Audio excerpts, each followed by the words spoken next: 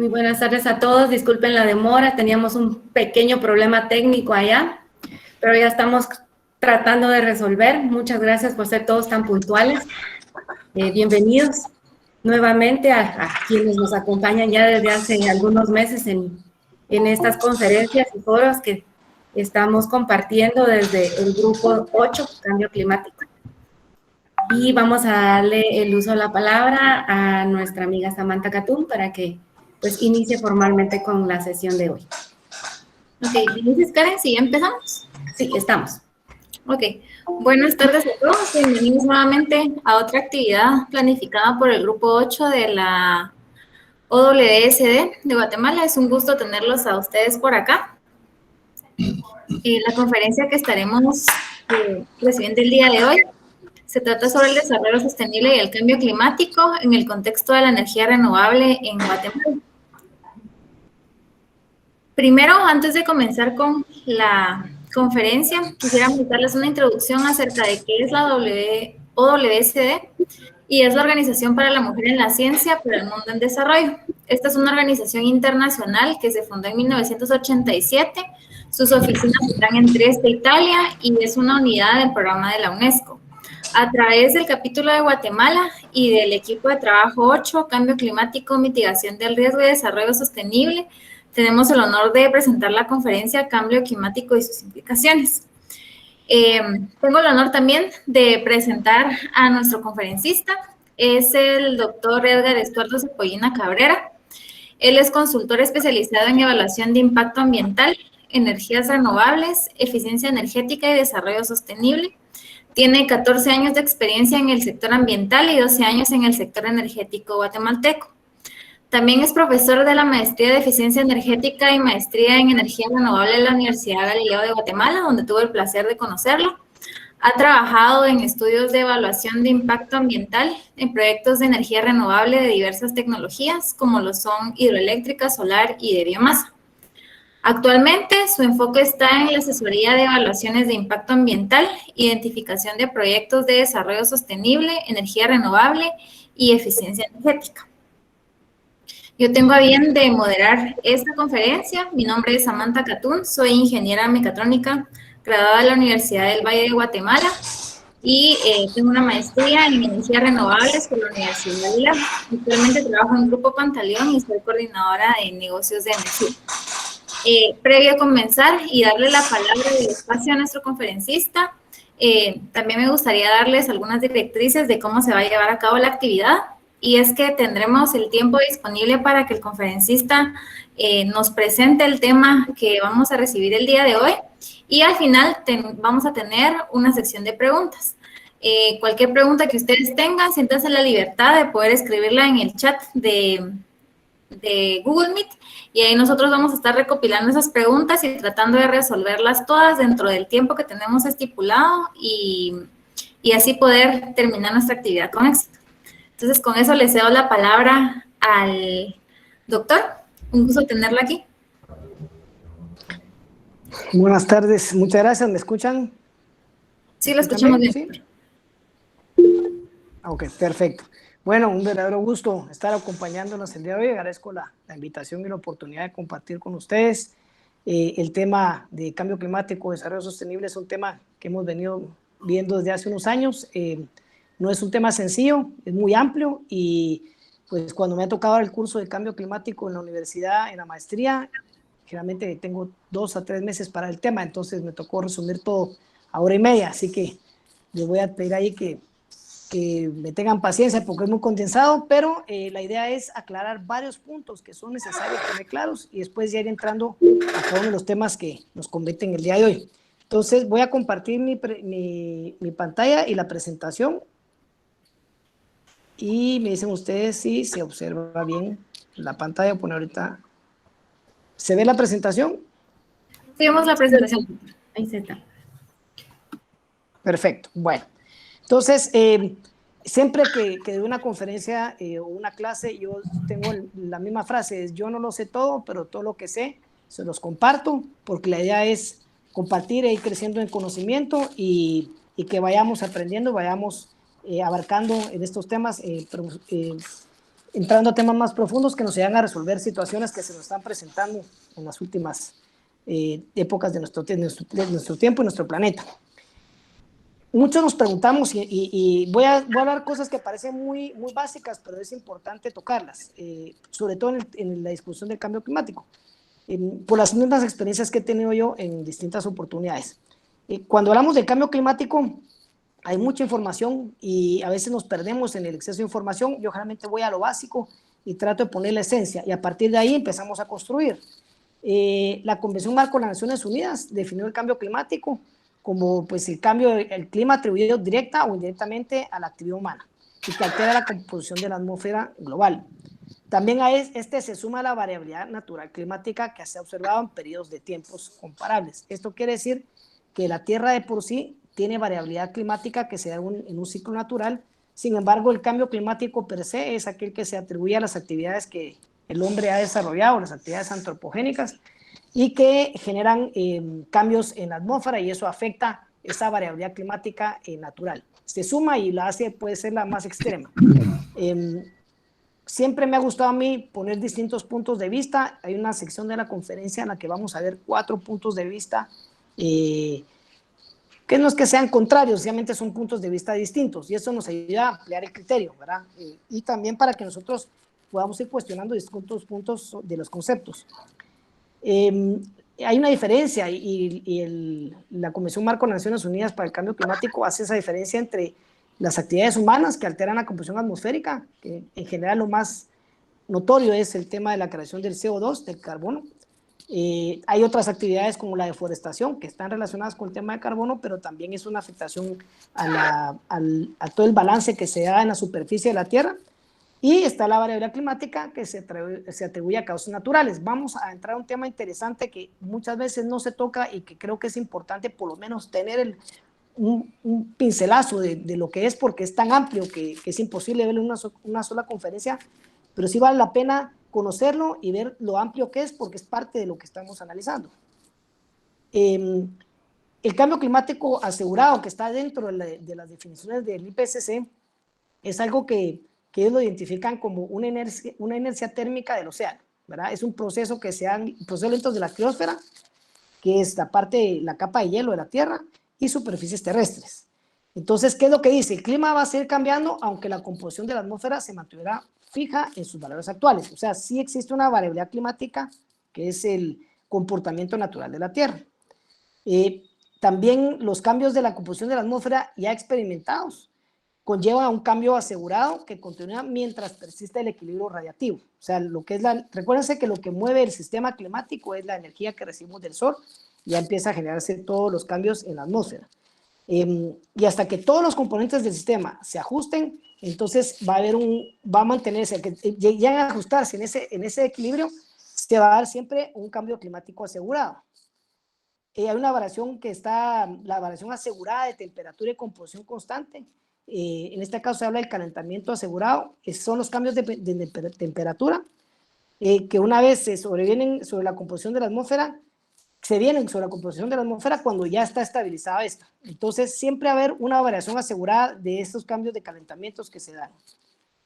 Otros cambios climáticos asegurados se vienen por el tema del ciclo hidrológico, los fenómenos meteorológicos extremos, los fenómenos climáticos extremos y las fluctuaciones del nivel del mar. Todo esto es para que veamos variables que se dan dentro del efecto del cambio climático, y que muchas son parte de un ciclo y son parte de la variabilidad climática. Obviamente, cuando sumamos la variable de la actividad antropogénica, y vamos a ver un par de ejemplos ahí muy claros, esto lo que hacen es que aceleran los procesos y van haciendo cambios que van más allá de las condiciones normales. Aquí hay una definición que fue algo que me costó entender un poquito cuando empecé a estudiar el tema, y es las emisiones constantes aseguradas. Siempre se habla que se va a dar un cambio climático asegurado, que va a ser resultante de mantener esa constante de emisiones de origen antropogénico. Mientras sigamos aumentando el CO2 en la atmósfera, vamos a tener ese cambio climático asegurado. Y también el IPCC en su glosario habla de emisiones nulas aseguradas. Habla de lo mismo prácticamente, dice que siempre hay un cambio climático asegurado, aunque las emisiones sean cero. Esto lo que quiere decir es que en efecto siempre va a haber una variabilidad en el clima. Sin embargo, lo que va a cambiar es la intensidad con que se va a dar esa variabilidad. Y eso va a depender de esas acciones adicionales que ponga el ser humano dentro del sistema. La detección de los cambios, que es importante cómo detectamos los cambios y por qué hacemos que hay un cambio, es cuando se demuestra que el clima o un sistema afectado por el clima ha cambiado. Y esto se puede hacer bajo un sentido estadístico definido, ¿verdad? Al principio tal vez sin indicar cuáles fueron las razones del cambio. Así es como se empezó a analizar el cambio climático. Se detectó que hubo una variabilidad y un cambio fuera de lo normal y se empezó a analizar cuáles eran las razones del cambio. Y un cambio identificado también, y cómo se detecta, pues propiamente en las observaciones y la probabilidad de ocurrencia de esa variabilidad es menor de 10%. O sea, si que la probabilidad que se dé ese cambio es menor del 10% y se da, se detecta que se está sufriendo un cambio climático. La atribución puede ser procesos de evaluación de contribuciones que son relativas. O sea, pueden ser varios factores que causan ese cambio o evento. Y sí tiene que tener una asignación de confianza estadística. Por eso vemos nosotros en los reportes del IPCC, cuando se hacen los análisis y las proyecciones, que la probabilidad de ocurrencia puede ser baja, media o alta. Y eso es parte de cuando se identifica el tema del cambio climático. Yo creo que hemos visto, hay mucha información del cambio climático, hay muchas conferencias, hay muchos libros, hay muchas películas, digamos, la información la tenemos al alcance. Y yo he tenido la oportunidad de tener discusiones con algunas personas y siempre hay una pregunta que yo hago y les recomiendo a ustedes que la hagan cuando tienen algún tema que tienen que tocar con distintos puntos de vista, es, ok, todos conocemos el cambio climático, pero es importante saber qué es el clima, ¿verdad? Porque a veces hablamos de cambio climático, pero tenemos que empezar de la base de todo que es el clima y qué nos dice el clima. Y para eso existe una ciencia que es la climatología, que vamos a ver es sumamente compleja, yo les diría que multidisciplinar, porque son demasiados elementos. Perdón, se me escondió la computadora.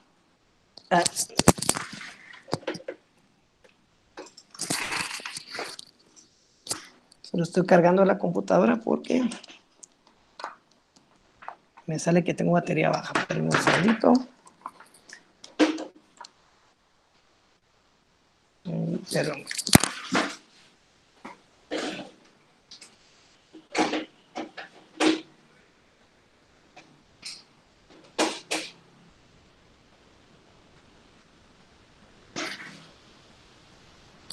Perdón, que está conectada a la computadora, pero no me estaba cargando la batería. Solo voy a revisar que si en efecto esté cargando. Ya está cargando. Ok. Entonces seguimos. Perfecto. Entonces, la climatología como ciencia, como les decía, es algo multidisciplinar y tiene demasiadas variables. Es importante entender cuál es el concepto donde partimos.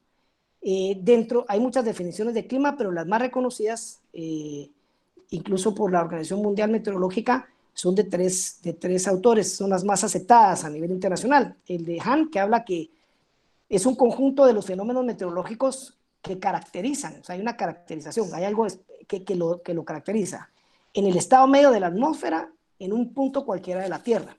Y ustedes van a ver en las tres definiciones, yo pongo, resalto con color algunas palabras porque tienen un sentido específico y lo vamos a ir viendo conforme vamos avanzando. De ahí, Max Ohr lo que dice es que el clima es la serie de los estados de la atmósfera por encima de un lugar en su sucesión habitual. Y vamos viendo palabras que suenan similares, tal vez puestas en distinto orden, pero el concepto viene siendo el mismo. Y es importante tener esto claro, porque en base a eso vamos a tener el concepto de lo que es el clima, pero vamos a ver más adelante cómo el clima tiene distintas escalas. Y eso tiene que ver posteriormente con otras variables, parte del sistema climático, y que nos van a permitir ver un mosaico mucho más grande de lo que es el clima y comprenderlo mejor qué es lo que está pasando. La tercera definición de Gibbs dice que es la probabilidad estadística, y aquí ya tenemos un dato más técnico, ¿verdad? Estamos hablando de probabilidades estadísticas de ocurrencia de los distintos estados de la atmósfera. Nuevamente vemos que estamos hablando del estado de la atmósfera como tal, sobre una localidad o región, sobre una localidad o región dadas durante un periodo cronológico determinado. Entonces, cuando vamos viendo la relación de estas palabras es si hay un concepto claro. Vamos a ver cuáles son los temas en común que encontramos dentro de la definición de clima. Hablamos de rasgos estadísticos de estados de la atmósfera, hablamos de habitual, ¿verdad? Algo que tiene que ver con el tiempo, y característico es de qué es lo que estamos viendo nosotros en esas condiciones específicas, en un tiempo específico, en un lugar específico. Y por ahí vamos teniendo ya más o menos la definición de clima en la que podemos ponernos de acuerdo, podemos coordinar o llegar a un consenso. Entonces, ¿qué es lo que nos hablan? Lo común que encontramos en la definición son el estado de la atmósfera. Prácticamente la atmósfera está relacionada, y ahí es donde viene, por eso es tan importante el tema que hablamos de las condiciones de los elementos que nosotros estamos descargando en la atmósfera, porque es un factor fundamental para el tema del clima, ¿verdad? Ahí es donde el CO2 obtiene un peso mucho mayor en cuanto a la cantidad de CO2 que estamos nosotros metiendo en la atmósfera. Es muy importante definir eso. Luego, el periodo habitual es un periodo de tiempo. Vamos a ver que el clima está relacionado, obviamente, a la unidad de tiempo, a unidades de tiempo de distintas escalas. Y por último, tenemos un punto, localidad o región. Si podemos llegar a un acuerdo, podemos decir que el clima tiene las condiciones del estado de la atmósfera, que es el factor común, ¿verdad? Que es lo que rodea toda la Tierra. El periodo habitual es una unidad de tiempo y se circunscribe a un punto o localidad o región. Y es importante tener claro esto porque ahí entra la parte de la escala geológica de los climas, ¿verdad? ¿Por qué en las montañas hay nieve y es frío? Porque las condiciones geológicas, cómo se distribuyó toda la parte del desarrollo topográfico, tiene que ver con, vamos a ver esas unidades, la temperatura, la humedad, los vientos, la presión atmosférica, y eso va amarrado con la vegetación, con la biodiversidad. Entonces tenemos una serie de elementos que son parte de lo que es el clima. Y por eso es importante esos tres puntos: el estado de la atmósfera, el periodo habitual, el tiempo cómo se comporta, y se circunscribe a un lugar geográfico. Entonces, aquí es importante porque a veces existen confusiones en las definiciones, y esas confusiones no permitan que avancemos en los consensos. Entonces, por ejemplo, una confusión muy común que ustedes van a darse cuenta que existe es, está el clima, que es lo permanente, lo habitual, o sea, el clima, cómo se comporta en un área, en un periodo de tiempo, en un lugar específico, las condiciones atmosféricas. Pero también está otra definición, que es la que muchas veces la confundimos con clima, y no es lo mismo, que vamos a ver más adelante. Podemos decir que el clima tiene las condiciones atmosféricas susceptibles a generar su propio medio y su permanencia en el tiempo. Y el otro es el tiempo como tal. El tiempo es el conjunto de valores que se dan en un momento dado, en un lugar específico, que tienen características del estado atmosférico en ese momento, pero no es de permanencia constante. Es algo que podemos decir que es efímero, que es coyuntural, que es fugaz. El tiempo es lo que nosotros vemos que se predice en un momento día a día. Y el clima es lo que prevalece a lo largo del tiempo. Hay algunas confusiones cuando la gente habla del tema del cambio climático, pero lo habla en función del tiempo. Entonces, por ejemplo, ayer, los últimos 2 días, por lo menos en esta área de la ciudad donde estoy ubicado yo, estuvo lloviendo. Y hoy hizo un día soleado y no había nubes. Entonces, eso es el tiempo, es lo que está pasando día a día. Sin embargo, el clima del área donde nos encontramos nosotros tiene una escala mayor. Y si podemos ver la comparación, el clima son las tendencias como tales, las resultantes de las condiciones atmosféricas habituales en un periodo que generalmente es de 30 años. Y el tiempo es la combinación atmosférica de un momento determinado, pero en un corto periodo de tiempo, ¿verdad? En una temporalidad muy corta. Entonces, es importante tener esas dos definiciones claras. Y aquí hay un ejemplo, más o menos vemos un ciclo de temperaturas durante un año. Esto, lo que podemos ver acá es que este es el promedio, ¿verdad? Si se dan cuenta ustedes, la temperatura es como un electrocardiograma. Hay días que tienen picos, hay días que tienen valles. Pero al final, lo que podemos observar es que tenemos un promedio. Y ese promedio anual es prácticamente lo que se conoce como nos da la idea de lo que es el clima. Entonces podemos decir que esos piquitos que vemos nosotros que se marcan ahí como el electrocardiograma que mencionábamos, ese es el tiempo. Y que el promedio de eso es prácticamente ese clima. Perdón, que tengo problemas con mi batería y no quiere cargar esto. Ahí está cargando. Ya, perfecto. Entonces, es importante conocer la noción de climatología. ¿Por qué? Porque hemos ido avanzando y vamos viendo cómo vamos evolucionando en el tiempo con estos conocimientos y nos ayuda a ser más precisos, incluso a determinar todos estos cambios que estamos experimentando para buscar mejores soluciones, ya sea para adaptación o incluso mitigación, ¿verdad? O sea, hay que ver, conocer qué es lo que pasa. La climatología prácticamente se desarrolla del siglo XVII para acá. Siglo XVII tenemos el nacimiento de la física. Cuando tenemos el nacimiento de la física, empieza a ponerse más atención a la parte de la atmósfera, a ciertos elementos que empiezan a tomarse en cuenta en el análisis.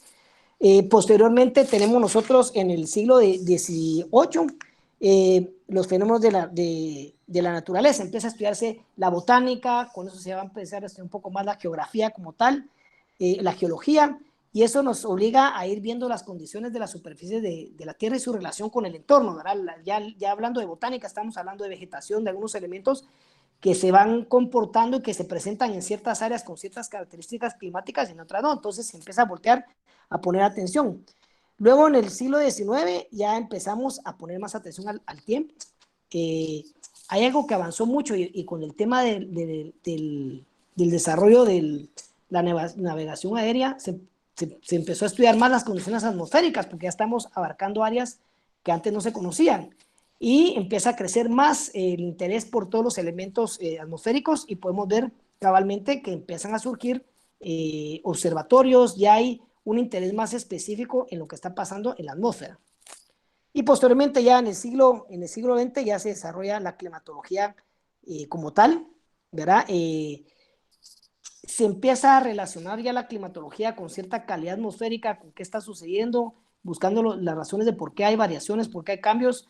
60s y 70s es un pico importante, y a partir de eso ya empiezan a desarrollarse más tecnología, más ciencias, tenemos satélites, podemos observar cosas que antes no mirábamos, y es importante conocer eso porque eso nos ha ayudado ahorita a analizar todos estos eventos que hemos estado experimentando y que nos ayudan incluso a prever que se den situaciones de riesgo o evitar en algunos casos pues ciertos desastres porque tenemos ya más información que nos permite afrontar estas situaciones, ¿verdad?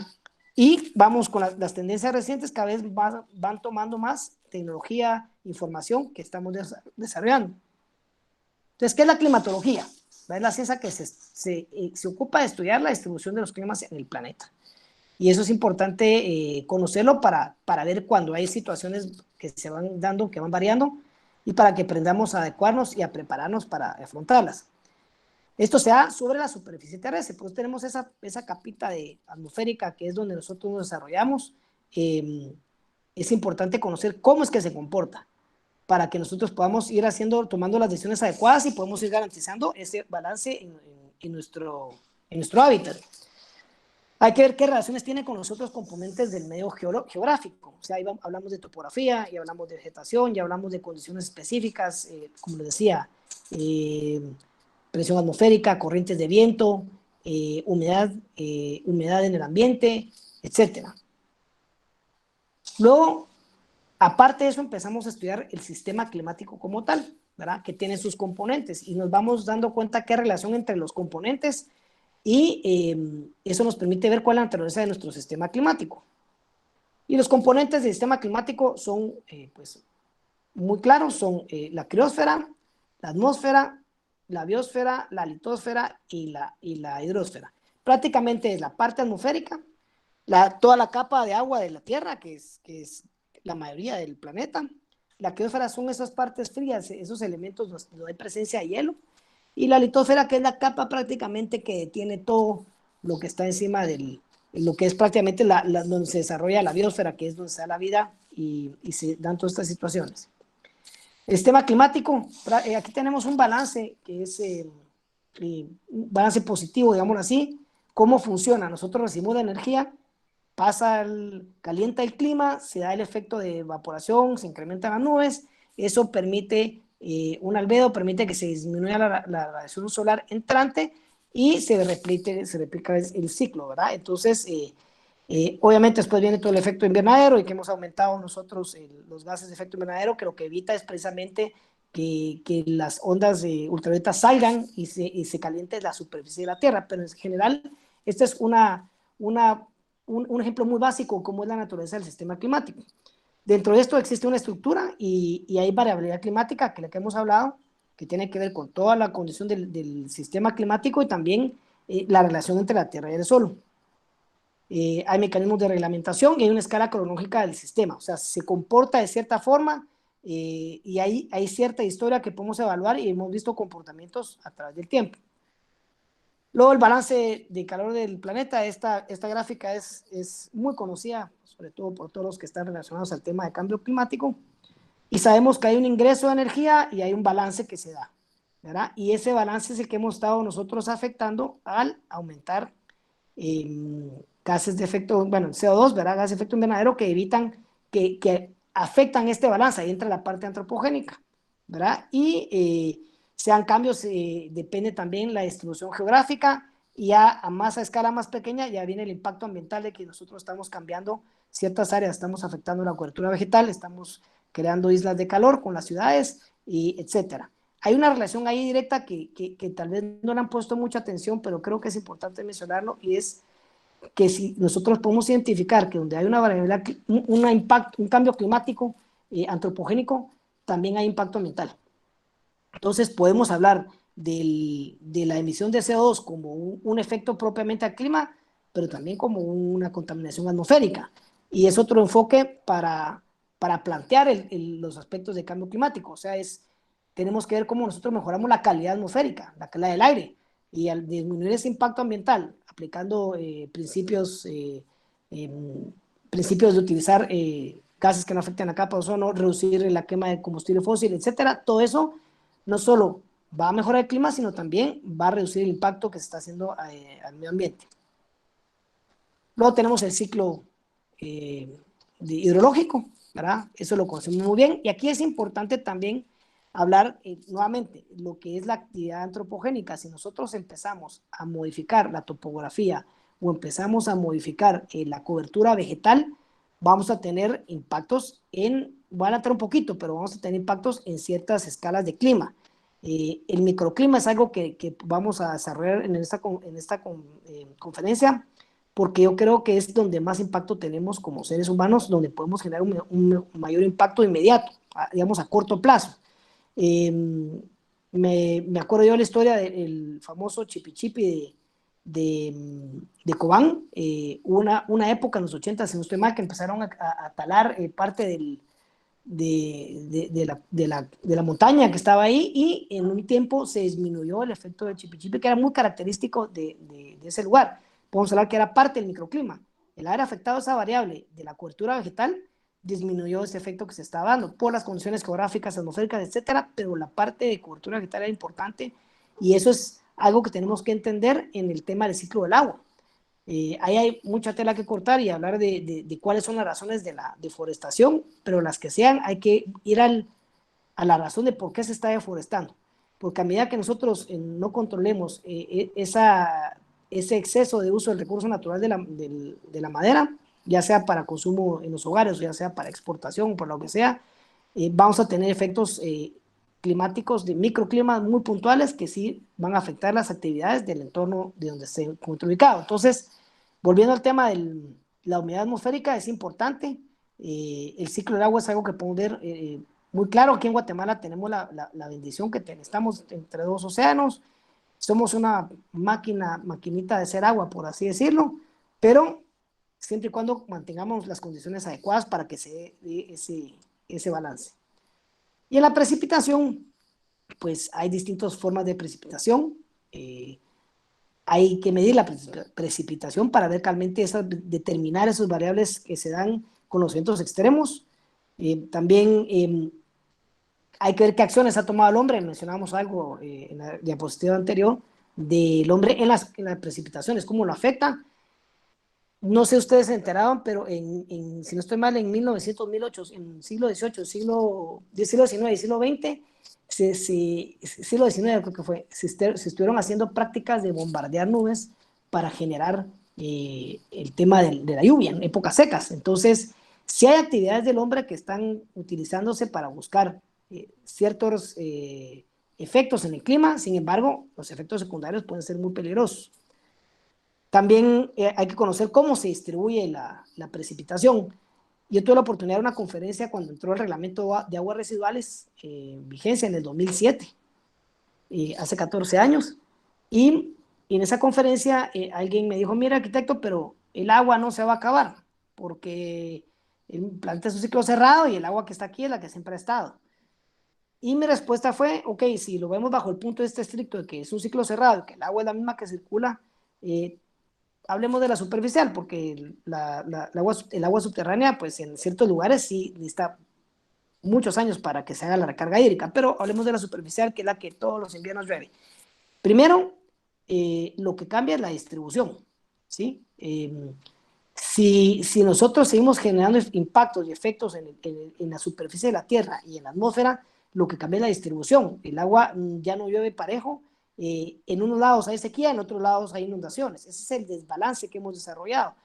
Aparte que también van a haber áreas que si nosotros deforestamos y no manejamos las áreas de carga hídrica, sí va a hacer falta el área superficial. Ahora, si digamos que es la misma distribución, pero nosotros estamos contaminando el agua, lo que sí va a haber, se va a acabar, o sea, lo que no va a haber es calidad de agua. Entonces, ¿cuánto va a costar el tratamiento de esa agua? Puede ser que tengamos agua porque el ciclo se repite, o incluso la forma en que cae, lo que antes caía en 6 meses, que permitía cierta captación, cierta fluidez, cae ahora en 2 semanas, los efectos y los impactos son destructivos. O sea, el mejor ejemplo que podemos ver son las hidroeléctricas, ¿verdad? Ellos quieren que llueva, pero que no llueva como una tormenta de 2 semanas en la cual se pasa llevando todo el agua porque viene con sedimentos, con palos y hasta se lleva la infraestructura de la hidroeléctrica. Entonces, es importante conocer el tema de distribución y cómo lo estamos afectando nosotros con todos los efectos que estamos generando en nuestro entorno. Y conocer los acontecimientos pluviométricos extremos y el balance del agua. Recuérdense que se habla de crecidas centenarias y milenarias. O sea, es algo que sucede con cierta regularidad, digamos, en la escala del tiempo. O sea, sí se dan esos efectos, pero a medida que nosotros lo conozcamos y sepamos manejarlos y respetarlos, nos va a permitir adaptarnos mejor y aprovechar el recurso de una forma sostenible. ¿Qué ventaja tenemos actualmente? Y es de lo que hemos ido avanzando nosotros en estos últimos décadas y el último siglo. Hemos tenido avances tecnológicos que nos permiten hacer mediciones, ser más precisos, conocer los comportamientos, registrarlos de una forma más precisa. Esa tecnología nos ha permitido tener más acceso a comprender qué es lo que está pasando y cuáles son las afectaciones que estamos teniendo. Y eso nos permite adaptarnos o incluso mitigar algunos impactos. Tenemos tecnologías líder para hacer balances hídricos, entender cómo se comporta la cuenca, la microcuenca, en dónde están los usos del agua, cuáles son los riesgos. La parte histórica es importante conocerla porque recuérdense que existen ciclos naturales que hemos visto que han sucedido incluso en nuestro país, que con cada cierto tiempo vuelven a suceder. Entonces, ¿para qué? Para que queden registrados y evitar que vuelvan a pasar porque se desconoce qué pasó. Yo me acuerdo que cuando fue el tema de Panabaj en Atitlán, sí, si no estoy mal me corrigen por favor. Cuando eso sucedió, que se soterró prácticamente una comunidad, había una persona que tenía 90 y pico de años y él decía que eso había pasado cuando él era pequeño y que antes tenía otro nombre lugar que significaba donde pasaban las piedras, pero no había habido un registro, había pasado exactamente lo mismo y con el tiempo la gente lo olvidó y volvieron a construir en ese mismo lugar y se repitió el efecto y pues fallecieron muchas personas. Entonces, la tecnología nos ayuda mucho a adaptar y sobre todo a prevenir ese tipo de situaciones y tener un mayor control. Tenemos análisis multiespectrales. Esto incluso nos permite identificar a nivel de hasta de actividad que hay en el suelo. Podemos ver dónde... ¿Pero me escuchan? No sé si me estaban hablando. Sí, lo escuchamos, doctor. Puede continuar. ¿Estamos bien? Ok, perfecto. Gracias. Entonces, por ejemplo, toda esta tecnología nos ha venido a ayudar para identificar cuál es el uso que estamos haciendo, qué estamos haciendo con la superficie terrestre, donde hay deforestación, donde hay actividades urbanas.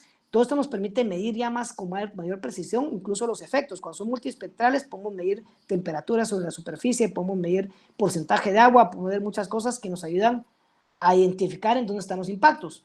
En algunos casos, cuando tenemos veranos secos y hay un uso de un agua superficial, posiblemente podremos adaptarnos a hacer uso eficiente del agua, pero en muchos lugares todavía se está utilizando, por ejemplo, el riego por inundación, que es muy ineficiente, pero es lo más básico que hay. Entonces, se tiene un canal, una unidad de riego, y todos los colaboradores o todos los miembros de la unidad les asignan ciertos días, ciertas fechas para que rieguen con el recurso hídrico, y lo que hacen es inundar su propiedad porque es la forma que ellos tienen.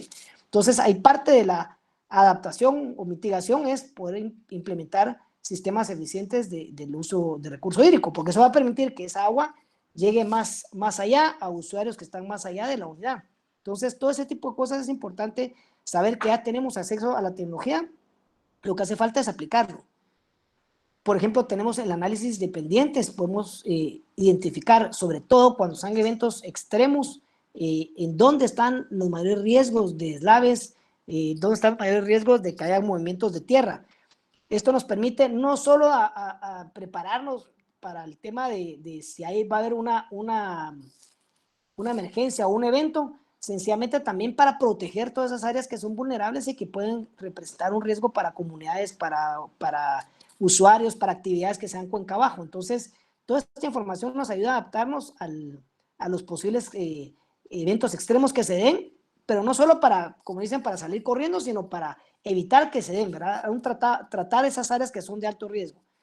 Podemos hacer modelos tridimensionales, nos permite entender mejor cómo funciona la cuenca, de qué manera podemos, o qué áreas tenemos que tener nosotros un enfoque más específico para protegerla. Y podemos hasta determinar qué áreas alimentan las cuencas y las microcuencas, y eso nos permite también explicarle a los usuarios de una forma más gráfica para que comprendan cómo podemos adaptarnos nosotros a las situaciones que se dan en esas áreas. Por ejemplo, ahorita se está usando mucho la tomografía hídrica. La tomografía hídrica, nosotros ahorita estamos en un proyecto trabajándolo con una empresa Blue Biloba italiana, y incluso esta empresa tiene un convenio y trabajan en sociedad con la Universidad de Florencia, y estamos viendo cabalmente aplicar esa tecnología en ciertas áreas acá en Guatemala que nos permiten identificar cuál es la distribución de agua con cierta profundidad en la parte de la superficie, pero generalmente estas tomografías se hacen con impulsos eléctricos y generalmente se hacen con diodos para medir. Hay que ir al lugar, hay que colocarlos, hay que hacer toda una interpretación de datos. La tecnología ahorita permite que se haga de forma ya aérea. Entonces ya existe tecnología que hace los impulsos eléctricos de forma aérea y que abarcan más áreas en menos tiempo. Todo esto puede dar para muchísimas actividades y para poder entender cómo se está comportando el agua subterránea hasta cierto punto, y nos permite adaptarnos y comprender de mejor forma cómo se da el ciclo y qué áreas son las que hay que proteger, o qué áreas son de recarga, y cómo podemos nosotros aprovechar esta información para prepararnos y mejorar la calidad de vida y tener más resiliencia. Entendiendo todo esto, tenemos que comprender que hay distintas escalas de clima. ¿Por qué es importante eso? Porque los esfuerzos que hagamos tienen que ir enfocados a qué queremos nosotros o qué podemos nosotros impactar de mejor forma. En la parte de cultivos, en la parte incluso de energía. La parte de energía renovable se ve muy afectada con todo el tema del cambio climático. ¿Por qué? Porque si hace 2 años tuvimos un verano muy seco, ¿y qué pasó? La energía renovable, lo que eran hidroeléctricas, la solar, pues, digamos, tuvo ventaja, pero la hidroeléctrica, que aporta más a la matriz energética del país, se vio reducida. ¿Y quién llena esos espacios cuando no se genera con energía renovable? Pues los derivados del petróleo. ¿Por qué? Porque hay una disponibilidad inmediata, ¿verdad? Si no hay agua, no podemos generar. Aunque hayan embalses, si están vacíos, no se puede generar. Entonces, ese gap que queda en las épocas secas la llena el carbón, derivados del petróleo, y nuevamente estamos aumentando las emisiones a la atmósfera. ¿Por qué? Porque la diferencia entre la energía renovable y la energía fósil se llama la energía embebida. Lo que tengo una botella de petróleo yo, cuánto necesito en área de agua para poder generar la misma cantidad de energía y qué disponibilidad tengo. Como estamos basados en una economía de combustible fósil, es fácil de conseguir combustible fósil relativamente, no es tan fácil, pero es, digamos, pedir una pipa o tener un contrato y la energía está ahí y la puedo poner en un tanque y en el momento que necesito la quemo, o el carbón. Entonces, esa es la diferencia. Y los efectos en el clima, si nosotros no manejamos adecuadamente, va a ser precisamente eso, la energía renovable no va a poder suplir y vamos a tener que acudir nuevamente a las de energía de petróleo. En este caso es parte de la investigación que estamos trabajando, que les comentaba yo con esta empresa italiana, y es realmente identificar cuáles son las áreas de recarga hídrica de los mantos o de los nacimientos de agua cuando están en la cuenca alta de las hidroeléctricas, porque entonces lo que se hace es que se trabaja el área de recarga hídrica. Aparte, pues Guatemala, ustedes saben que geológicamente tiene condiciones muy, muy peculiares. Estamos sobre 3 capas tectónicas, tenemos condiciones muy interesantes y no siempre la cuenca hidrográfica coincide con la cuenca geohidrológica, ¿verdad? ¿Qué quiere decir esto? Puede ser que en algunos casos tenemos una cuenca que es la que capta todo el agua superficial, pero hay áreas de recarga hídrica de otras cuencas que por alguna razón subterráneamente alimentan la parte subterránea de la cuenca vecina. Entonces, todo ese tipo de información es la que estamos empezando a generar para poder comprender de mejor forma cómo se comporta el ciclo del agua, incluso subterráneo, para hacer un aprovechamiento sostenible y adecuado. Entonces vamos a ir, no se trata solo, y lo que quiero decir con eso es, no se trata solo de reforestar por reforestar. Hay que comprender cómo se comporta el sistema y en qué áreas es las áreas de recarga hídrica importantes. Y aquí voy a tocar un tema que lastimosamente, yo en lo personal he querido profundizar, y les soy esto, solo conozco la parte general, no he profundizado, pero creo que es una oportunidad para proyectos de adaptación y mitigación de cambio climático, es una oportunidad para un desarrollo sostenible de las comunidades y es el tema del pago por servicios ambientales. Si yo soy una hidroeléctrica, voy a poner un ejemplo que tal vez es el que más aplica ahorita, y tengo a cuenca arriba una comunidad y resulta que yo identifiqué mi área de recarga hídrica, pero esa área de recarga hídrica no está dentro de mi propiedad, porque realmente las áreas a veces están sumamente apartadas, ¿verdad? Entonces no es como que sea dueño de toda la montaña. Si esa área de recarga hídrica está en un área comunitaria o está en área de terceras personas, que su medio de subsistencia es cultivar maíz. Y les digo porque he tenido oportunidad de estar hidroeléctricas en áreas protegidas, por así decirlo, que están, digamos, que están abajo del área de usos múltiples, y que cuenca arriba hay comunidades que deforestan para sembrar maíz, porque obviamente tienen que subsistir de algo. ¿Cuál es el costo de oportunidad para mí? Porque sí se ha hecho una medición en donde cuando, por ejemplo, hubo un incendio en una parte alta de una cuenca, y como se tenía medición del caudal del agua, se pudo determinar la correlación directa entre el incendio, porque un incendio es varias hectáreas, por decir caballerías, se tuvo la correlación directa entre el incendio y la disminución del caudal del río. Y es algo muy corto, muy inmediato. Entonces, el costo de oportunidad para un proyecto eléctrico, cuando lo que mueve sus turbinas es el agua, esa relación que puede haber, simbiosis que puede haber con las comunidades, decir, miren señores, cuánto, hacer el número, el costo de oportunidad, decir cuánto cuesta deforestar, sembrar la milpa, cuánto le estoy sacando yo a esa milpa, solo estoy haciéndolo por subsistencia, o no será más rentable decirle, miren, en lugar de deforestar, les vamos a pagar para que ustedes mantengan el bosque, y se hace un pago por servicios ambientales. Ustedes mantienen el bosque y me garantizan la recarga hídrica, y yo les estoy dando el equivalente o incluso más de lo que ustedes ganarían por ejemplo, por sembrar maíz y venderlo, o cualquier otro cultivo que sea ese tipo de cultivo, ¿verdad? Intensivo. ¿Y qué pasa ahí? Hay un balance de sostenibilidad, porque estamos manteniendo la masa boscosa, estamos manteniendo la biodiversidad, pero también estamos dando la oportunidad a esta gente que tenga un nivel de vida digno y que puedan aportar a ese ciclo de forma positiva. Y ahí sería un gana-gana. El modelo que se tiene que buscar es el modelo gana-gana, ¿verdad? Entonces, cuento todo esto porque son situaciones que se dan en la parte de energía y que realmente por estar en el día a día, estar viendo situaciones cotidianas, no vemos the big picture, como dicen en Estados Unidos, no vemos toda la imagen de oportunidades que tenemos como país. ¿verdad? Y esto obviamente va amarrado porque donde estamos colocando ciertos proyectos de energía renovable es porque pues hay agua o hay viento o hay sol. Entonces todo ese tipo de situaciones tiene que ver con o sea, las tecnologías en agroecológicas donde el clima permita las condiciones para que se desarrollen. Si nosotros perdemos las condiciones adecuadas, no nos vamos a desarrollar. Luego tenemos una escala especial de climas, ¿verdad? Que ya son macroclimas, tenemos climas regionales, tenemos climas locales y tenemos microclimas. Cuando vamos comprendiendo la diferencia de escala, podemos comprender también el impacto que nuestras actividades locales pueden llegar a tener. Cómo se va esto exponiendo. Más adelante creo que lo menciono, pero aprovechando, les digo ahorita, por ejemplo, a veces creemos que un impacto pues tendría que ser muy grande para que afecte un área de cierta escala, por ejemplo, local, que estamos hablando de ciudades, de bosques, etcétera. Cuando nosotros vamos hacia el sur del país, vemos que ahí llegando a Palín, pues está el cañón de Palín, que es una estructura montañosa importante, pero también hay un área de extracción de material de construcción, y esas montañas han ido disminuyendo. ¿Qué pasa? Y es muy puntual, es muy pequeño, ¿verdad? Digamos, no estamos quitando toda la montaña, estamos quitando parte de, pero puede ser que eso tenga un efecto especial en la forma en que es la corriente, que sea la corriente de viento hacia la ciudad. ¿Qué pasa si cambiamos esa composición geográfica? ¿Cómo nos va a afectar? ¿Va a haber la misma circulación de viento, que es la que limpia prácticamente la ciudad? O incluso un caso muy pequeño, y la escala tal vez es microclima, le diría yo. Yo tuve la oportunidad de trabajar en un proyecto en Villanueva, una urbanización, y me tocaba pasar por un área en donde había un banco de arena, que era una montaña de arena. Trabajé varios años ahí y cada vez que pasaba iba bajando la montaña, terminamos el proyecto y pasé 10 años después y la montaña prácticamente desapareció, ¿verdad? Ese banco de arena blanca desapareció. ¿Qué sucedió?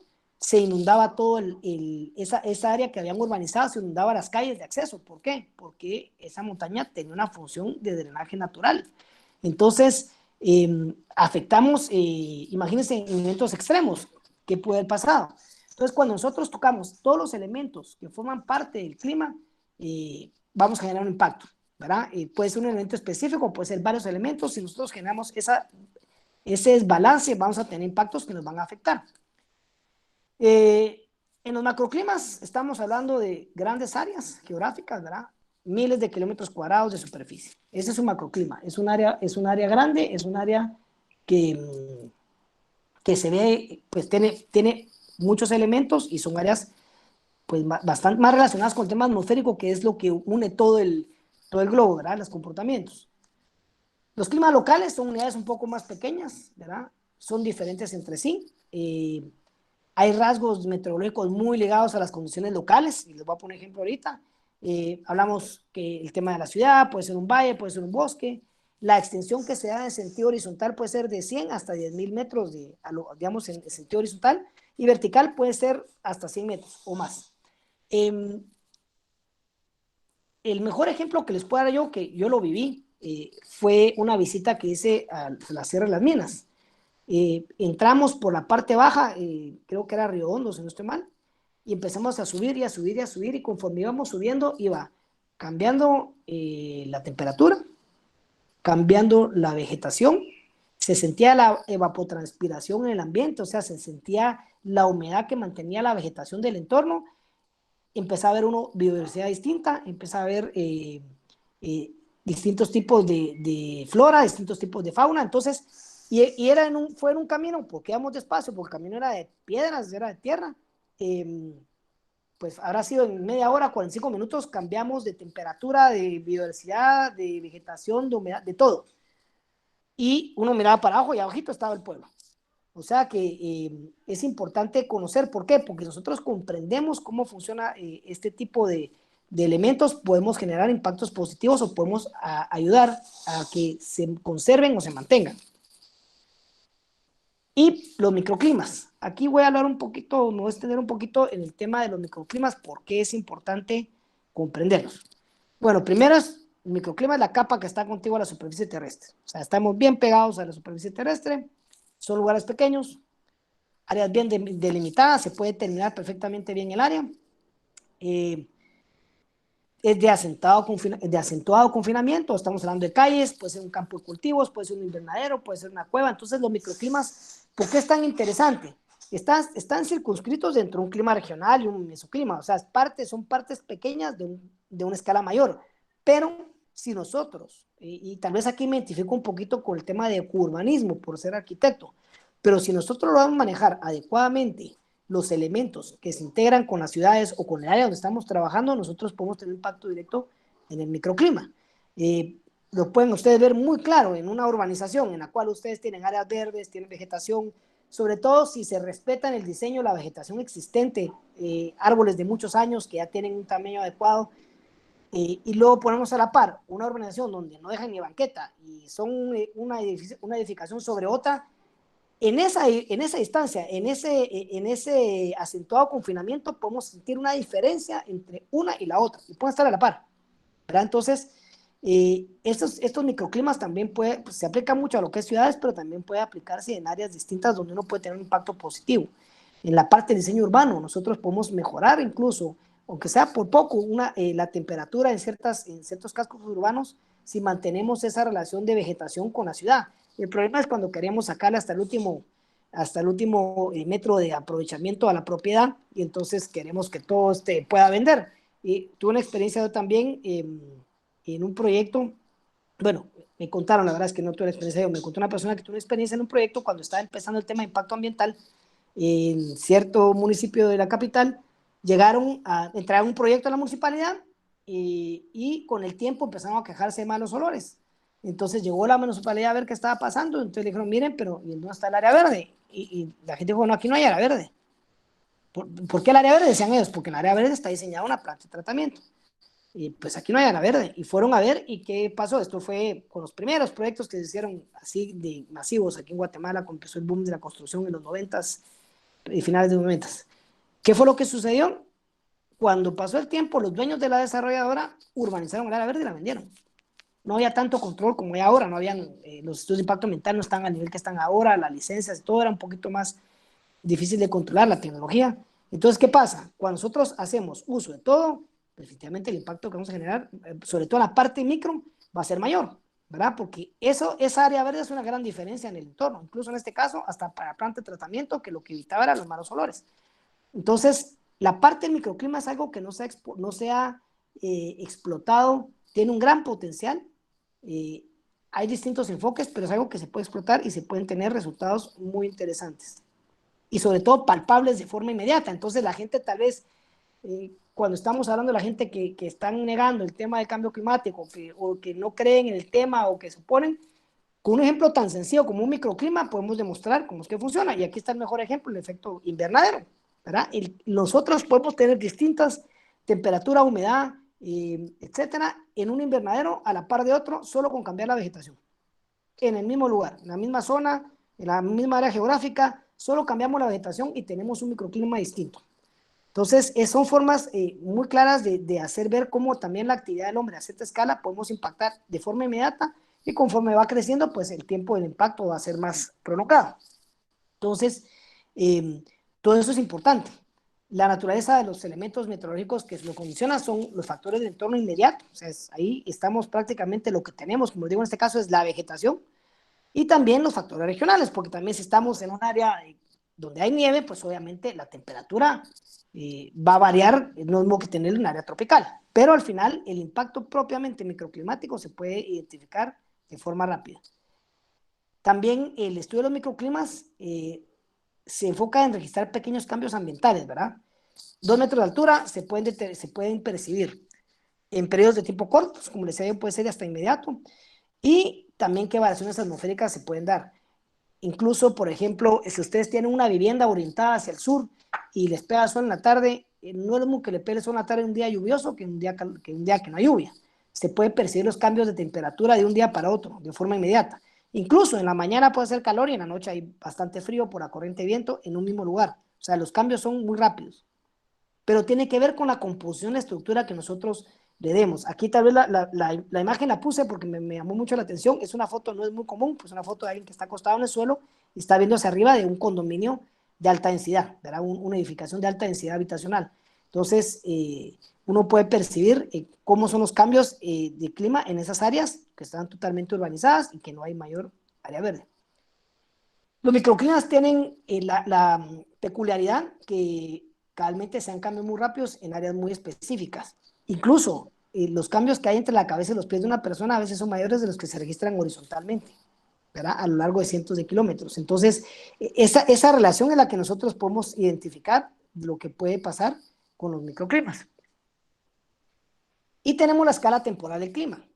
Está la escala paleoclimática, vamos a ver más adelante, está la escala secular y está la escala instantánea. Voy a ir revisando mi tiempo porque sí es bastante información. Voy a ir un poquito más rápido en esto, pero la idea es que vayamos comprendiendo cómo se ha construido todo el análisis del clima. La paleoclimática o geológica intenta construir las condiciones que se dieron en el pasado. Se buscan evidencias de tipo geológico o paleontológico. Estas son perforaciones de núcleos de hielos que se han hecho, ¿verdad?, en la Antártida.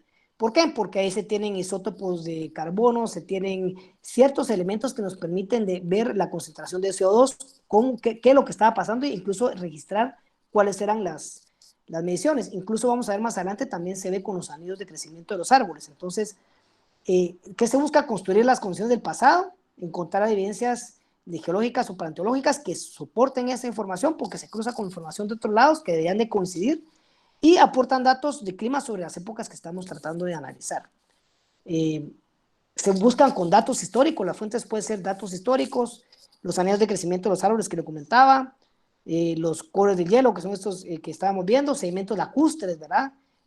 Porque hay fósiles, hay composiciones químicas, etcétera, sedimentos marinos o depósitos terrestres. Y según la fuente que busquemos, así va a ser la escala que vamos a tener, que puede ser de miles de años, de cientos de miles o incluso millones de años. Pero esa es parte de la ciencia que hemos desarrollado y las tecnologías que tenemos a la mano para comprender de mejor forma cómo se ha convertido el sistema climático. Y luego tenemos clasificación de los climas que nos permiten identificar las áreas en donde estamos, cuáles son los elementos más comunes que se dan en ese periodo de tiempo que hablamos y en una circunscripción geográfica, ¿verdad? Entonces, cada sistema tiene distintos análisis y eso es lo interesante. Hay clasificaciones que se basan en la temperatura y otros se basan en la vegetación, etcétera, pero eso nos permite hacer un mapa climático y ubicarnos en dónde estamos. ¿Por qué es importante esto? Porque si hay variaciones vamos a poder identificarlas. Entonces, la clasificación genética de FOM lo que tiene son cinturones de viento y precipitación. Él se enfoca en lo que es viento y precipitación, ¿verdad? Los balances de flujo de lo que se dan en la circulación atmosférica, si son homogéneos o heterogéneos, y él creó 7 zonas climáticas, ¿verdad? Lo único es que pues estamos hablando de viento y precipitación, no es como la vegetación, por ejemplo, a cierta altura ya no hay tipo de vegetación, ya cambiamos de clasificación de clima, en este caso es por viento y precipitación, entonces como que delimitarlas cuesta un poco, ¿verdad? También la distribución geográfica no refleja, no hay una esfera terrestre donde se ubique claramente y se limita solo a un mapa ideal, más o menos determinando dónde se dan los puntos, ¿verdad?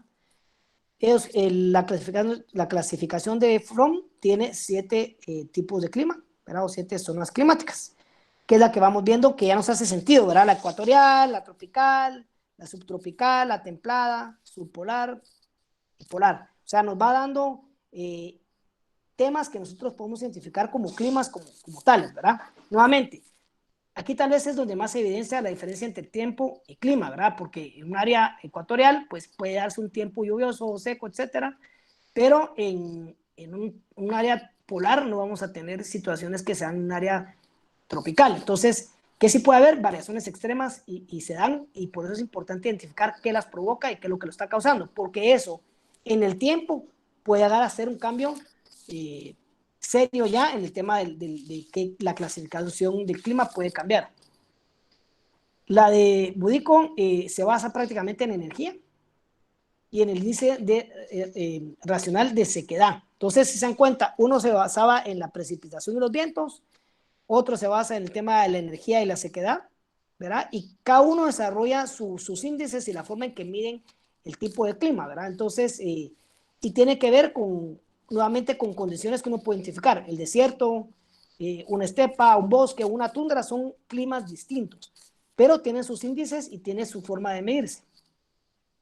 Entonces ya tenemos viento de precipitación, tenemos radiación y sequedad, tenemos Thorndike se basa en la evapotranspiración potencial y el balance de vapor de agua, ¿verdad? Ya genera ciertos índices ya sea de humedad, hay variación prácticamente se enfoca en la parte de humedad y la eficiencia térmica y en ese balance, ¿verdad? Y tenemos mapas que nos permiten identificar claramente cómo están las áreas en donde se presentan esas características. Y algunos pues generan subíndices, ¿verdad? Para ser más específicos. Pero tenemos datos medibles con los que podemos nosotros verificar y estar constantemente evaluando si han habido cambios extremos, ¿verdad? Y hay subclimas y hay subdivisiones que nos permiten ser más específicos. Köppen se enfoca en la vegetación, entonces ya hablamos de precipitación, de viento, de sequedad, de evapotranspiración y humedad, y ahora hablamos ya de vegetación. Y ahí la vegetación es la que se vuelve como un tema de identificación propia. Tenemos tecnología que es mucho más clara y nos permite ir midiendo si hay, por ejemplo, aquí una relación antropogénica en cuanto a la vegetación, se puede medir de una forma más precisa el impacto que se está generando en esas áreas y definitivamente cómo eso va a afectar eventualmente a los componentes atmosféricos y a los elementos climáticos que se den, ¿verdad? Nuevamente Köppen tiene su clasificación y tiene una subclasificación también, ¿verdad? Pero sí tenemos claros climas lluviosos, templados, secos. Ya el tema de clima es bastante más específico, podemos identificarlo muy bien. Y luego tenemos climas regionales, que son intertropicales, templados, polares, de montaña, los locales. O sea, ya podemos ir definiendo cada uno de ellos, ¿verdad? Cuáles son las características que los describen, ¿verdad? Qué áreas, qué climas encontramos dentro de esos climas regionales y que pueden existir en ciertas áreas específicas con ciertas condiciones, ¿verdad? Los climas secos y tenemos en distintas áreas del planeta, ¿va? En África, tenemos en México, etcétera.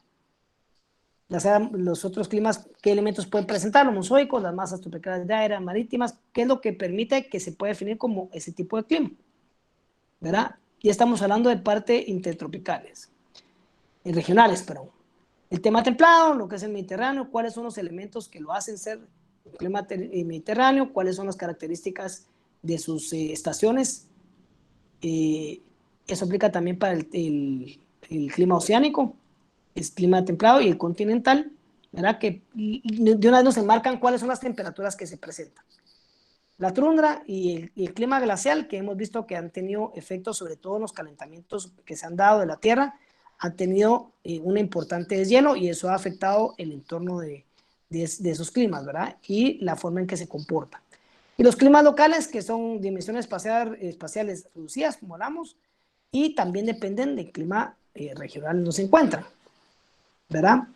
El clima urbano, y aquí puse esto por ejemplo, para que más o menos manejemos un conocimiento. Si nosotros hablamos de un clima urbano, y aquí voy a hablar como arquitecto, y tenemos un área con cierta vegetación, y nosotros llegamos y cambiamos la topografía, la velocidad dinámica de la superficie, porque cambiamos la topografía, volamos montañas, volamos vegetación, y colocamos esto, pues obviamente va a haber un cambio de clima, microclima o clima local, ¿verdad? Ahí se puede hasta sentir esa variación, hasta en la calidad del aire, pero nuevamente, tratemos de hacer ese vínculo entre el cambio climático y el impacto ambiental porque es algo que permite visualizarlo de mejor forma. Ahora, hay desarrollos que buscan hacer una integración entre la naturaleza y entre la actividad urbana, que es creo que lo que nos ha faltado un poquito es el tema de urbanismo y poder integrar esos elementos para encontrar un balance en el entorno. El problema es cabalmente el tema de aprovechar cada espacio, ¿verdad? Para beneficios propiamente económicos. Si logramos tener el costo de oportunidad, de seguro que las áreas verdes van a valer mucho más en el futuro, ¿verdad? Entonces es importante todos esos desarrollos urbanos que están recuperando áreas industriales, se llaman revitalizando esas áreas, aumentan hasta la plusvalía, o sea, ya hay un reconocimiento de que eso tiene un valor importante incluso en la economía. Entonces, importante conocer las escalas de los climas, ¿verdad? Cuál es la variabilidad temporal del clima y la noción de cambio climático, ¿verdad? Los estudios de los cambios climáticos que se han dado y cuáles son sus causas. El tiempo es en días, para que más o menos nos ubiquemos lo que hablábamos de la escala, la estación es de días a meses, La variabilidad climática puede ser de años, incluso llegando a décadas, y el cambio climático es de décadas a siglos y más. El tema de, hay concepciones del clima, ¿verdad? Está la variedad temporal y la noción de cambio climático. Está la concepción estadística del clima, ¿verdad? Y está la concepción sistémica del clima. Y es importante que tengamos esto muy presente porque mucho del análisis de cambio climático se va en la parte estadística. Si vemos en el IPCC, las probabilidades de ocurrencia, basados en la historia, basados, sí tenemos una estructura estadística y es esa concepción en la cual nosotros podemos hacer proyecciones de lo que podría suceder si seguimos actuando como estamos. Y esto tiene que ir de la mano, va de la mano con la parte del análisis estadístico de lo que estemos haciendo en las áreas que estamos evaluando. Esta es la parte sistémica. Vamos a ver los dos enfoques. La concepción estadística del clima son fluctuaciones existentes en ciertas series climáticas que sean el tema anual, incluso diurno, y cuando hay fluctuaciones periódicas aleatorias. También dentro de las escalas temporales de variación puede ser diurnas, seculares, que es de siglos, y milenarias, que son de milenios. Dentro de esta variabilidad temporal tenemos también la concepción sistémica del clima, que es un sistema abierto, que decimos la energía del sol en su mayoría, ¿verdad? Y dentro de este aspecto sistémico, de este aspecto de sistema climático, ya metemos o incluimos la parte de sus componentes. Y la relación que hay entre estos, la atmósfera, la hidrosfera, la criosfera, la biosfera, la litosfera, cómo se comportan uno con esto y nosotros, cómo dentro de ese sistema estamos metiendo un elemento que está desbalanceando alguno de estos elementos, en este caso, con las emisiones estamos desbalanceando la atmósfera, pues todo ese tipo de ese desbalance que estamos generando va a generar un impacto en las condiciones climáticas del planeta, en sus distintas escalas. Tenemos datos de la paleoclimatología y tenemos datos aportados por la teoría del clima, ¿verdad? Uno está basado en la parte de la histórica y en la parte de investigación de campo y la otra está en la información que tenemos registrada en la historia. Entonces, los métodos de la paleoclimatología pueden ser distintos, como vemos el tema del análisis de los cores de hielo, los anillos de madera, lo que hablamos del plancton, lo que hablamos de sedimentos marítimos, vemos corrientes que se han llevado, incluso se han estudiado situaciones del pasado por el tipo de sedimento que he encontrado. La teoría del clima lo que hace es los modelos de simulación y sistema climático.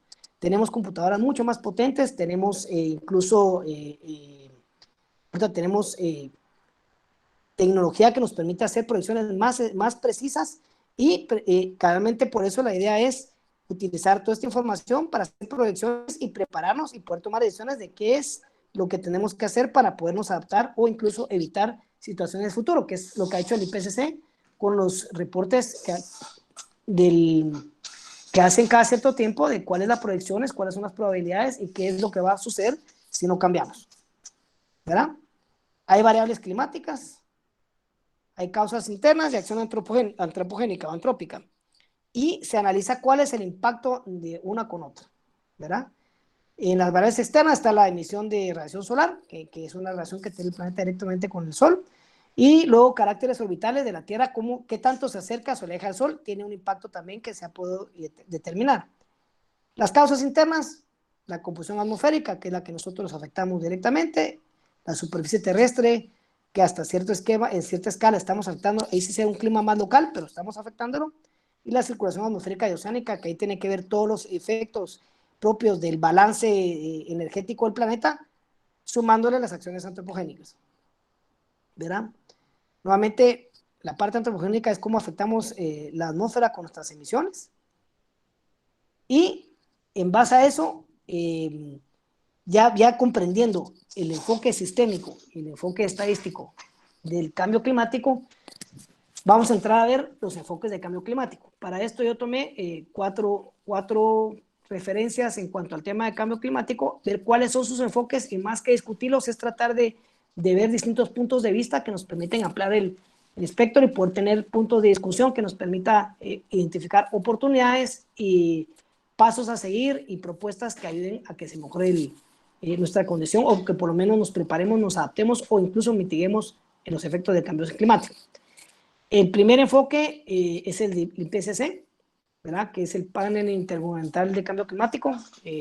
Aquí está en inglés, pero prácticamente lo que dice el argumento del IPCC es que el ser humano está aumentando la concentración de gases de efecto invernadero en la atmósfera, y esto estaba, al principio era el calentamiento global. Hemos visto que hay un desbalance y que eso eventualmente genera ciertos comportamientos distintos o cambios climáticos, aunque sea más caliente en un área, en otra área el efecto puede ser el contrario. Entonces, al final lo que estamos haciendo es desbalanceando la Tierra al afectar la atmósfera, que es uno de los elementos del sistema climático.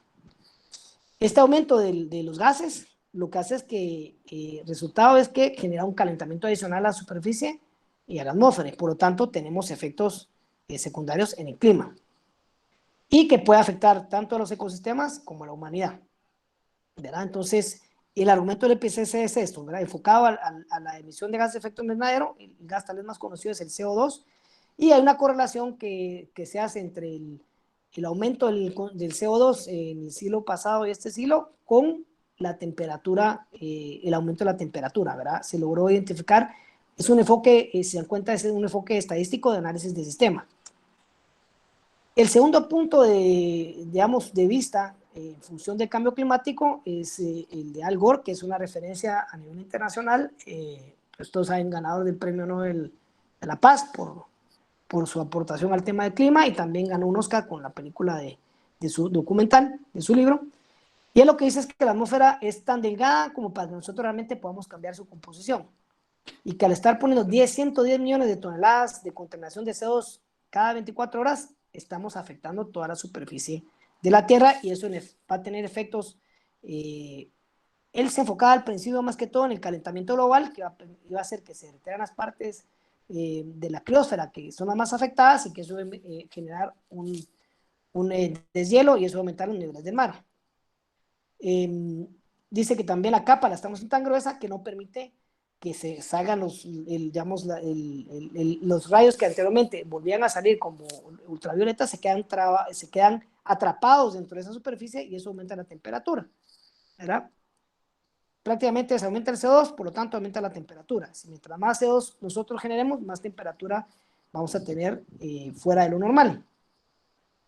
Realmente que el derretimiento de Groenlandia, prácticamente, si se dan las proyecciones que él dice, los mapas del planeta se tendrán que redibujar, porque vamos a cambiar su composición geográfica, elemento del clima.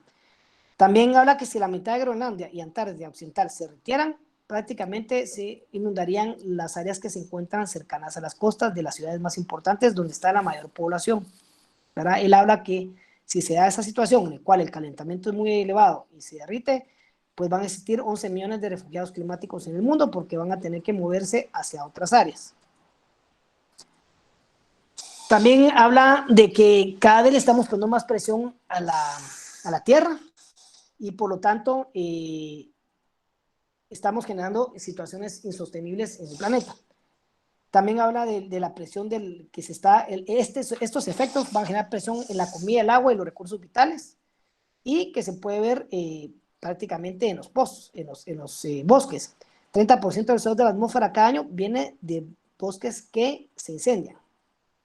También el tema del uso de la drenación de ríos, que lo tocamos cuando hicimos el análisis de las hidroeléctricas y de lo que pasa en las áreas unidades de riego, es que esa derivación lo que hace es que no permite que el agua retorne al mar y se dé ese ciclo, porque el agua ya no vuelve otra vez al mar para repetir el ciclo, sino se queda embebida en los vegetales o en lo que se utiliza para lo que se utiliza el agua.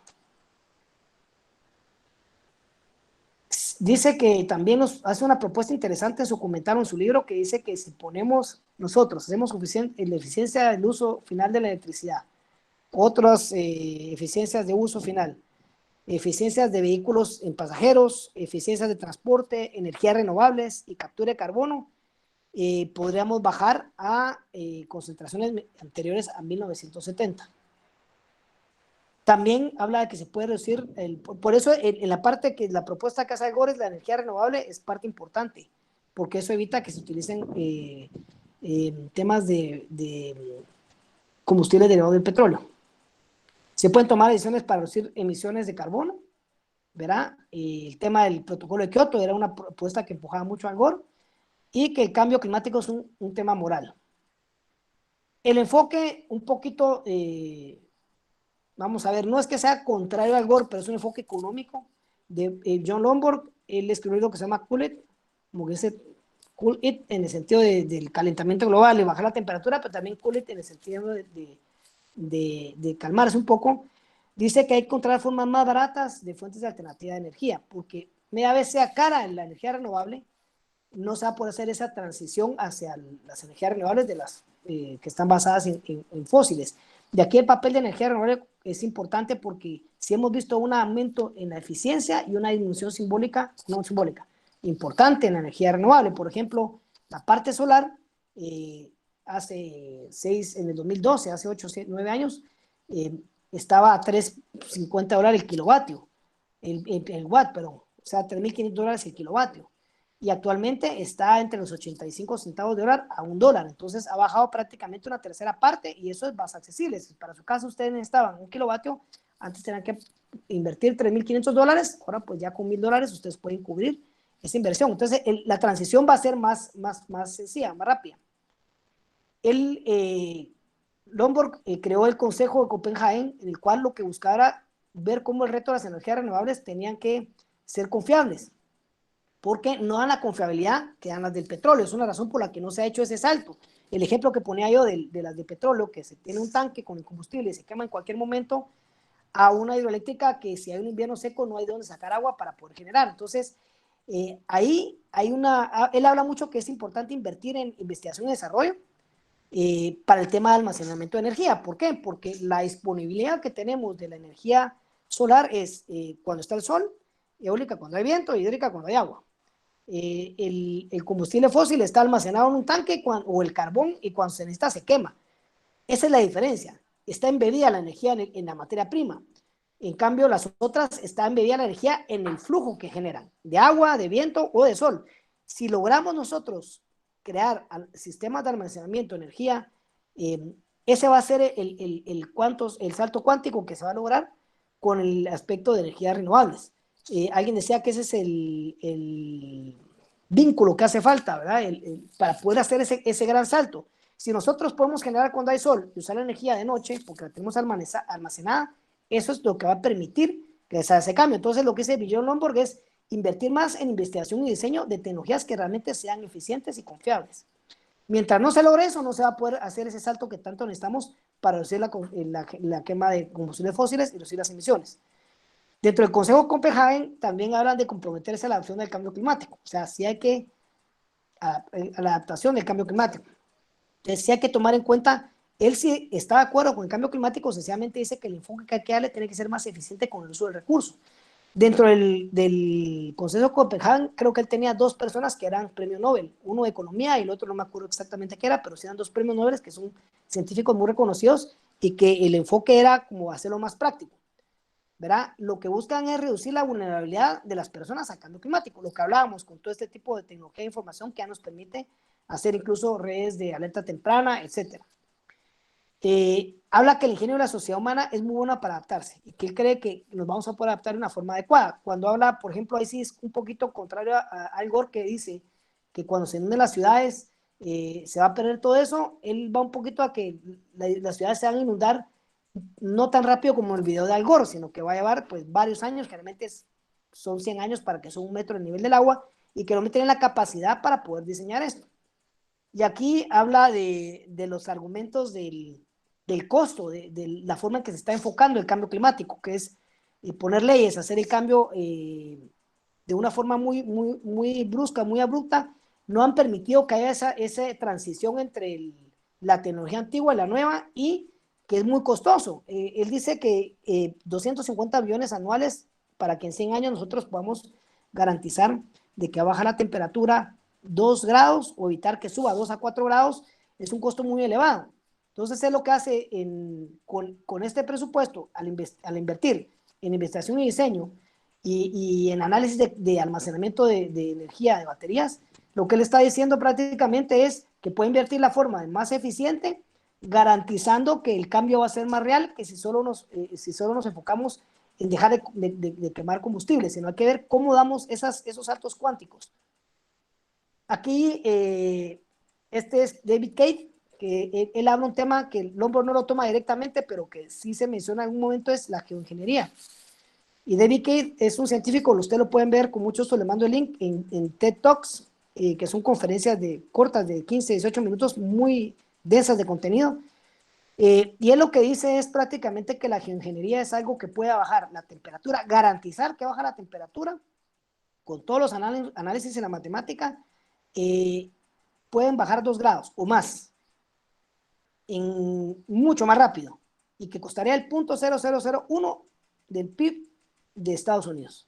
Ahora, él sí es claro, dice, vamos a bajar la temperatura, pero los efectos secundarios que vamos a tener no sabemos cuáles son. Prácticamente lo que dice es replicar el efecto de los volcanes, solo que tirar esas partículas más arriba de la capa de la atmósfera, donde no generen impacto en la calidad de la capa de ozono, pero que garantizan el efecto de reflexión de la Tierra. Entonces, lo que él dice es que podemos tener ya sea lluvia ácida, efectos en la calidad de la capa, de esa capa del planeta, pero también podemos acelerar de tal modo el enfriamiento que se nos vuelva una pequeña era glaciar, o acelerar una pequeña era glaciar, y los efectos serían devastadores, porque entonces hablamos bajas temperaturas. Generalmente, cuando está más caliente la Tierra, hay más capacidad de crecimiento de la vegetación, etcétera. Cuando está más fría, se afectan los cultivos, se afecta la vegetación, o sea, los impactos pueden ser mucho más negativos. Lo que él dice es que si ya se está considerando esto y los demás países deciden hacerlo, que qué va a pasar con los que no se sumen, ¿verdad? O sea, es un tema muy delicado.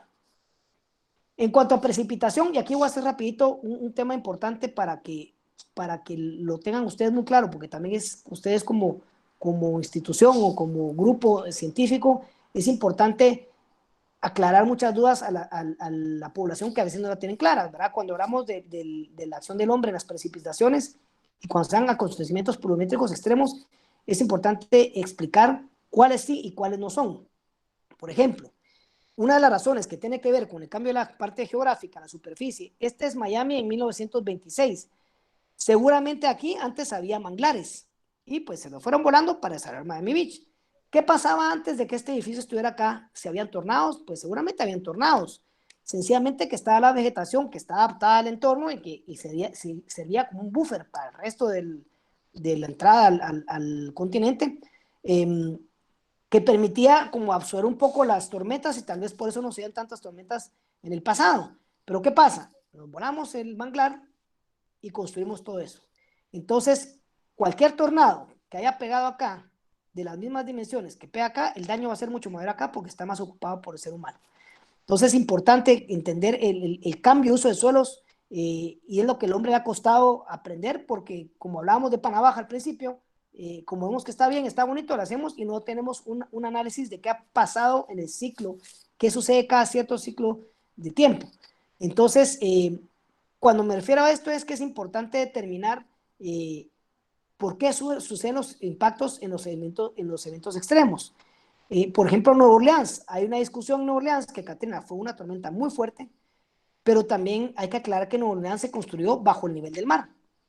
Y una de las razones por la cual se inundó Nueva Orleans es porque falló el muro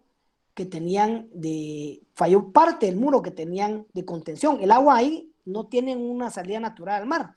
Entonces, el agua que se contiene se va por evaporación, o se tiene que bombear incluso a otras áreas para poder bajar esos canales. Entonces, si tenemos una ciudad bajo el nivel del mar, vamos a tener impactos que van a estar amarrados, obviamente, al evento extremo, pero también a la infraestructura que nosotros tengamos. Y cuando pongo este ejemplo, es porque yo tuve la oportunidad de dar una conferencia para los medios televisivos, para los medios radiales y periódicos. Y lo que sucedía era cabalmente que cuando estuvo el boom de sobreinformación de cambio climático, le atribuían todos los efectos de carreteras, de puentes al cambio climático.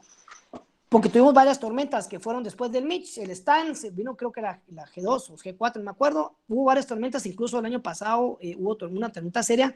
Pero ¿qué pasa? Si nosotros no logramos definir entre cuándo es el evento extremo y cuándo es una mala infraestructura, le estamos dando la herramienta ideal a la corrupción, porque entonces yo pongo el puente, lo construyo con palillos de dientes, pidiéndole a Dios que con la primera lluvia medio fuerte se caiga, le echo la culpa al cambio climático y construyo un puente cada invierno.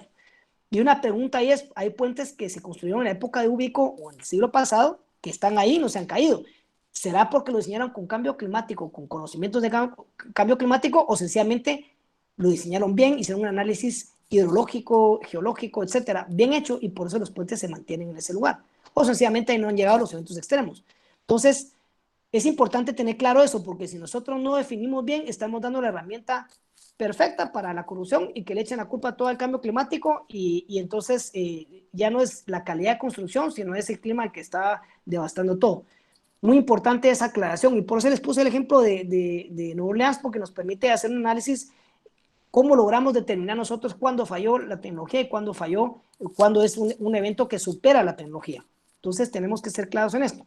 Y por último está Fred Singer y Dennis Avery, que lo que hablan es que existe un ciclo de más de 1500 años que se replica, de 1500 años, más o menos 500 años, perdón, en donde hay pequeñas eras glaciales y pequeños calentamientos globales, y que dentro de ese ciclo de 1500 hay pequeñas eras glaciales y pequeños calentamientos globales. Ellos hablan que el calentamiento global no era tan serio, citan por temas paleoclimatológicos, eventos que se dieron en la Edad Media, calentamientos similares a los que se dieron el siglo pasado. Entonces hacen una relación donde dicen, miren, sí, nosotros estamos obviamente metiendo carga a la atmósfera, pero hay situaciones que se van a dar independientemente de lo que hagamos. Entonces les pongo estos 4 puntos de vista porque permiten tener un ámbito de puntos de vista diversos y nos permite investigar más y cuestionar más para buscar una mejor aplicación de soluciones a lo que se está dando. Ahora, cambio climático y oportunidad de desarrollo para Guatemala, desarrollo sostenible. Esta conferencia, la primera vez que la dio del desarrollo, el cambio climático como oportunidad de desarrollo, fue en el primer Congreso de Cambio Climático, creo que fue en 2014. Y yo lo planteé de esta forma y se lo dejo a ustedes porque creo que ustedes tienen mucho más acceso a esta información. Existe un riesgo ante el cambio climático, ¿verdad? En crisis humanitarias y desastres a nivel mundial, y Guatemala se encuentra en una escala que es de alto y constante riesgo de crisis humanitarias y desastres. Imagino que es desastres naturales. Este es un índice que se toma en 191 países. O sea, estamos, y si se dan cuenta ustedes por la escala del color, lo pueden ver Guatemala, resaltamos ahí en el ombligo del mundo. Existe también el índice de vulnerabilidad al cambio climático para la región de América Latina y el Caribe. Y este estudio, si no estoy mal, es desde 2016, lo he estado buscando últimamente, no he encontrado una actualización, pero estamos en un lugar importante. Tenemos nosotros la posición 2 con un extremo riesgo a la vulnerabilidad del cambio climático. Entonces, si nosotros tenemos esta ubicación, si nosotros tenemos este reconocimiento y hay miles de millones de dólares que están asignados por el Fondo del Medio Ambiente Mundial al cambio climático, y hay una serie de fondos que tienen para el tema de la adaptación, la vulnerabilidad y la mitigación del cambio climático, ¿cómo podemos nosotros implementar proyectos que puedan acceder a estos fondos? Es complicado, créanme que yo tengo 8 años de estar investigando y no es sencillo. Muchos son bilaterales, otros son multilaterales, son temas complejos, pero el doctorado yo lo inicié precisamente por el tema de trabajar la energía renovable con las comunidades. Y eso me permitió ver realmente qué debilidades tenemos nosotros en el país. Hay indiferencia al cambio climático, hay desconocimiento, falta de información, no hay una visión integrada en la cual todos empujemos hacia un lado y tenemos un alto riesgo y vulnerabilidad. ¿Qué oportunidades tenemos? Capacitación técnica, ¿verdad? Y eso implica identificación de proyectos, de adaptación, de mitigación, transferencia de tecnología, que ahí va mucho en la parte de energía renovable. Gestión de riesgo es importantísimo, planteamientos de proyectos que se puedan hacer y buscar con estos temas el financiamiento de proyectos que permite que se desarrollen esos puntos. También dentro de estos proyectos se generan inversiones, hay generación de empleo, hay mejor calidad de vida y hay reducción de riesgo. Todo esto nos beneficia. Obviamente hay temas de mitigación, proyectos de mitigación. Yo aquí puse el Tesla porque realmente para mí es el de los carros más eficientes que se ha obtenido, lo que es que el costo es altísimo, pero hay tema de uso de eficiencia energética en el uso de energías renovables, electrificación en procesos industriales, medios de transporte eficientes, por eso puse el logo de Tesla, transporte público eléctrico y servicios ambientales. Tenemos la oportunidad de nuevas tecnologías que podemos ir trayendo. Claro, el Tesla es algo, digamos, para otro medio, puede haber puesto un Tata eléctrico, que ya hemos visto varios carros eléctricos aquí en la capital y que están volviendo cada vez más populares. Para la adaptación tenemos construcción de instalaciones de infraestructura más seguras, restauración paisajística, o sea, el tema de reforestación, áreas de recarga hídrica, proyectos de áreas de recarga hídrica, captura de carbono, cultivos flexibles que se puedan adaptar, sistemas flexibles de invernadero, por ejemplo, muchos macrotúneles e invernaderos se están utilizando mucho, sobre todo por donde hay temperaturas muy bruscos de cambio últimamente y que se queman las cosechas, investigación de desarrollo sobre posibles catástrofes, medidas de prevención y precaución, ¿verdad? Planes de evacuación, todo el tema de alerta temprana. El ejemplo que traigo yo hoy a la mesa es un ejemplo que venimos trabajando ya desde el año pasado, y esta es la presentación que se hizo este año, se está haciendo a distintas entidades financieras. Esta es una asociación de una unidad de riego en Salamá, en Baja Verapaz. La unidad está desde el 92 trabajando con el río Salamá y tiene 600 usuarios que utilizan el agua para sus sistemas de riego, ¿verdad? ¿Qué hicieron ellos? En el 98 instituyeron unas unidades de tilapia, lagunas de tilapia, para vender tilapia para tener mayores ingresos. ¿Qué sucedió? Pues tuvieron mayores ingresos por la tilapia, más por los usuarios, porque no les alcanzaba, solo lo que daban los usuarios no les alcanzaba para el mantenimiento de la unidad de riego. Entonces instalaron las unidades de las lagunas, empezaron a vender tilapia y se empezó a vender muy bien. Mejoraron, implementaron motores de oxigenación para aumentar la producción, pero la factura eléctrica se les fue para arriba. Entonces ellos pasaron de pagar $2,000 al año de energía eléctrica, pasaron a pagar $19,000, y ahorita me mandaron las últimas facturas y van a ser alrededor de unos $25,000, $30,000 al año lo que van a llegar a pagar por la implementación de este proyecto. Entonces, ¿qué pasa? Se volvieron insostenibles, pero están tratando de ser más productivos. Lo que hicimos fue un análisis y con la normativa que es el autoproductor con excedente de producción que tenemos aquí en Guatemala, que nos permite conectarnos a la red de electricidad, eso nos permite también evitar tener un banco de baterías que hace inviable muchos proyectos solares. Logramos ahorrar el 87% del pago de la factura, ¿verdad? Se puede dar el 100%, pero hay cargos que no se lo pueden quitar. Entonces, se encontró un área donde se colocarse los paneles solares. Esos paneles lo que iban a permitir era producir prácticamente el excedente de energía que tenían ellos de los $2,000 a los $19,000, y iban a tener un ahorro de $17,000, van a tener un ahorro de $17,000 anuales, ¿verdad? Con ese ahorro ellos pueden pagar la inversión del sistema solar, que son prácticamente $60,000, y en 4 años ellos recuperan su inversión. ¿Y qué pasa? Después de esos 4 años empiezan a caerles un ahorro adicional de $17,000 al año. Este modelo de negocio obviamente se puede replicar en otras áreas donde hay tilapias, ¿verdad? Pero en este caso ellos quieren apoyar a las otras unidades de riego que están empezando a implementar el tema de la cosecha de tilapia, porque si tienen el recurso de agua, no solo usarlo para el riego, sino lo utilizan dentro del tema para producir tilapia y tener más ingresos. Entonces, al final, el tema de utilizar energías renovables, aprovechar el recurso renovable que tienen en el lugar, y también pueden reducir las emisiones de CO2 por usar una tecnología renovable y acceder a esos fondos que existen, que están afuera, que sencillamente no saben a quién a tocar puertas. Nosotros fuimos al IFC, el IFC nos mandó al BCIE y el BCIE ya nos regresó a un banco de segundo piso aquí en Guatemala. Ahorita estamos haciendo los acercamientos para conseguir el financiamiento del proyecto, ¿verdad? Pero su energía se fue a un 1,000% del costo. Entonces, el proyecto de energía de solar les permite a ellos poder mejorar toda su operación, ser más rentables y ser sostenibles, ¿verdad? Y con ese excedente del ahorro, una vez recuperada la inversión, ellos pueden replicar el proyecto en otras comunidades. Entonces, prácticamente traté de amarrar todo el concepto que doy en 2 meses en un curso. Me disculpo que me pasé un poquito, los 10 minutos del tiempo, pero al final lo que buscamos es eso, es buscar oportunidades. Tenemos los conocimientos, tenemos los recursos naturales aquí en Guatemala. Lo que nos hace falta es un poquito la parte de trabajar en conjunto, identificar oportunidades y sobre todo la parte del financiamiento es algo que todavía falta mucho por desarrollar. Les agradezco a todos pues su atención y no sé si tienen alguna duda de la conferencia que me quieran hacer. Muchas gracias por la conferencia tan interesante y tan llena de bastantes conocimientos, doctor.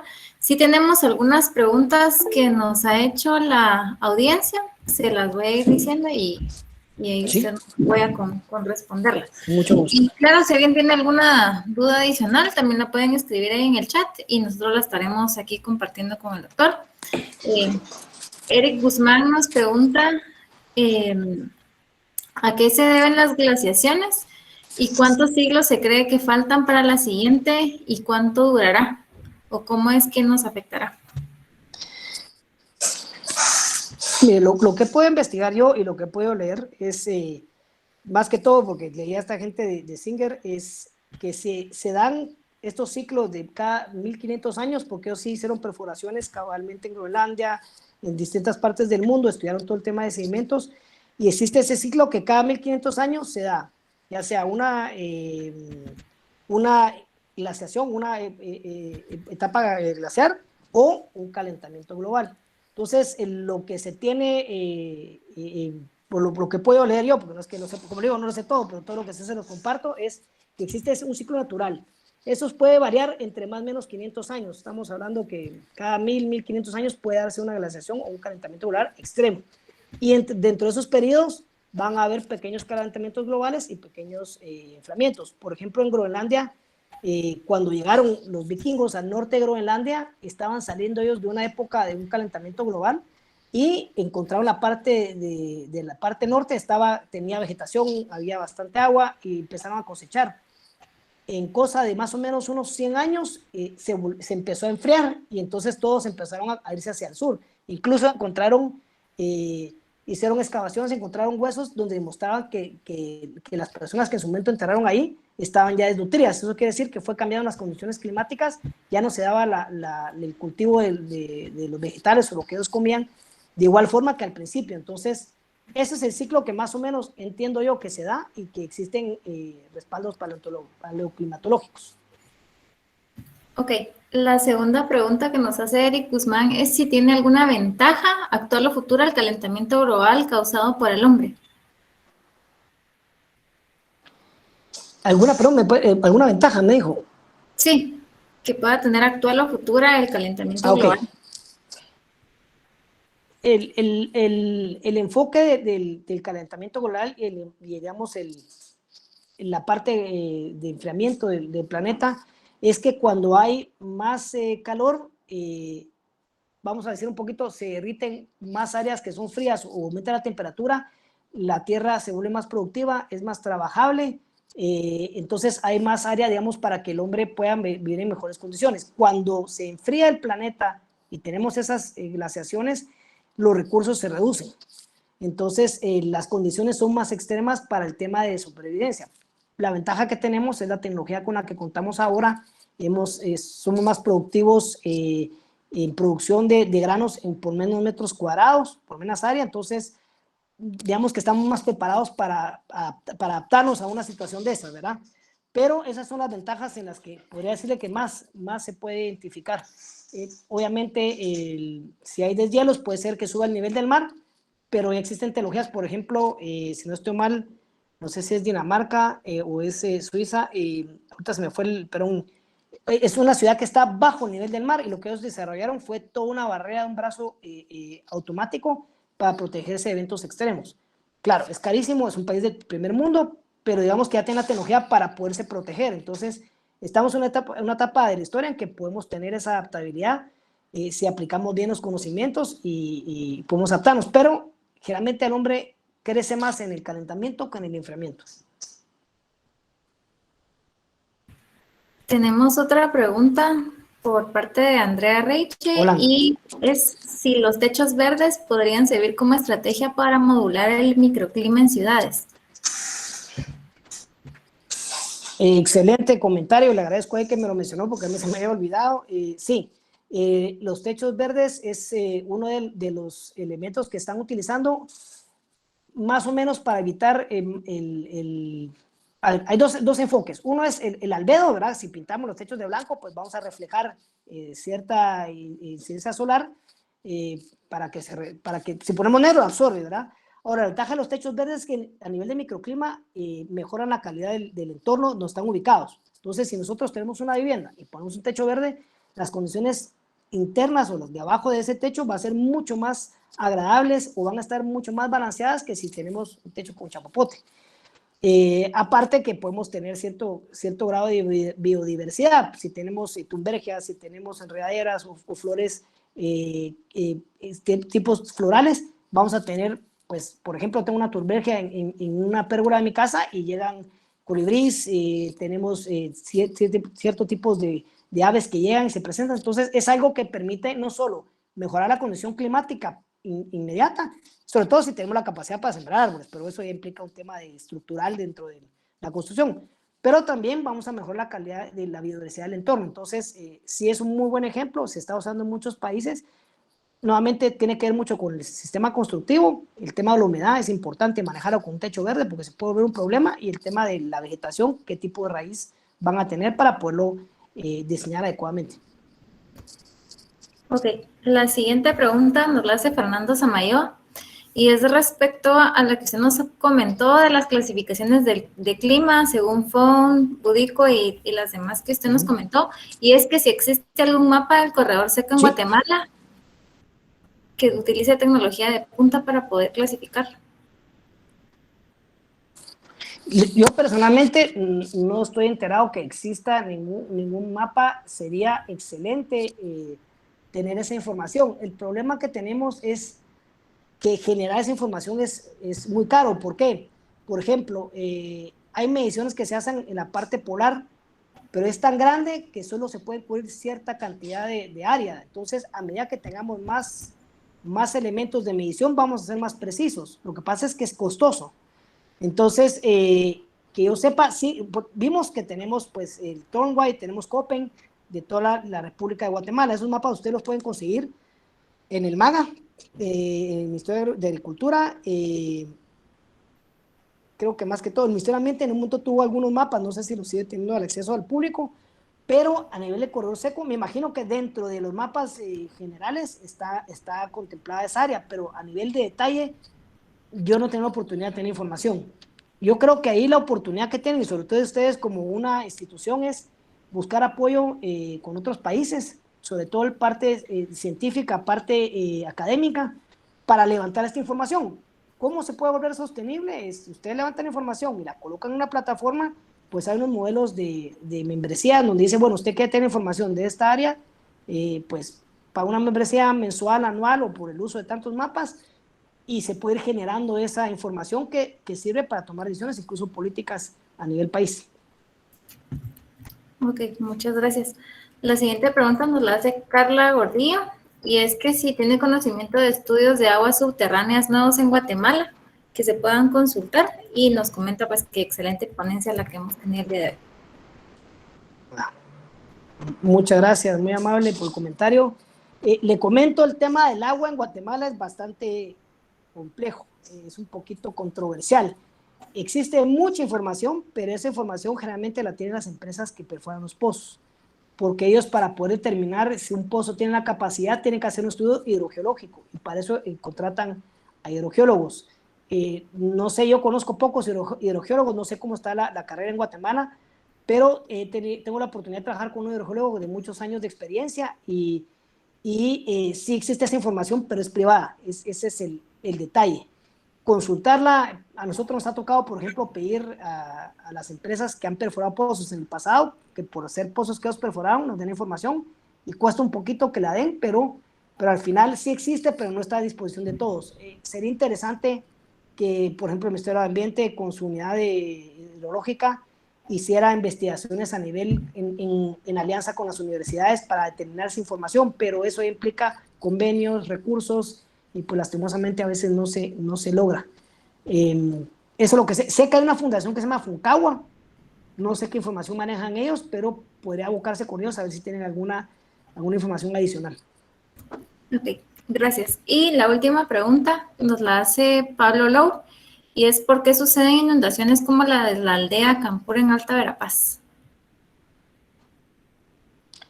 Les soy honesto, no me enteré la inundación de esa aldea. Sin embargo, le puedo decir a nivel general lo que ha ido sucediendo en distintas partes del país, porque sucede generalmente cuando tenemos alguna tormenta, se inundan varias áreas. Tuvimos lo que pasó en Izabal este año, si no estoy mal, o fue final del año pasado, les soy honesto, también expliqué, pero si vemos que ríos que salen, fue el año pasado, ¿verdad?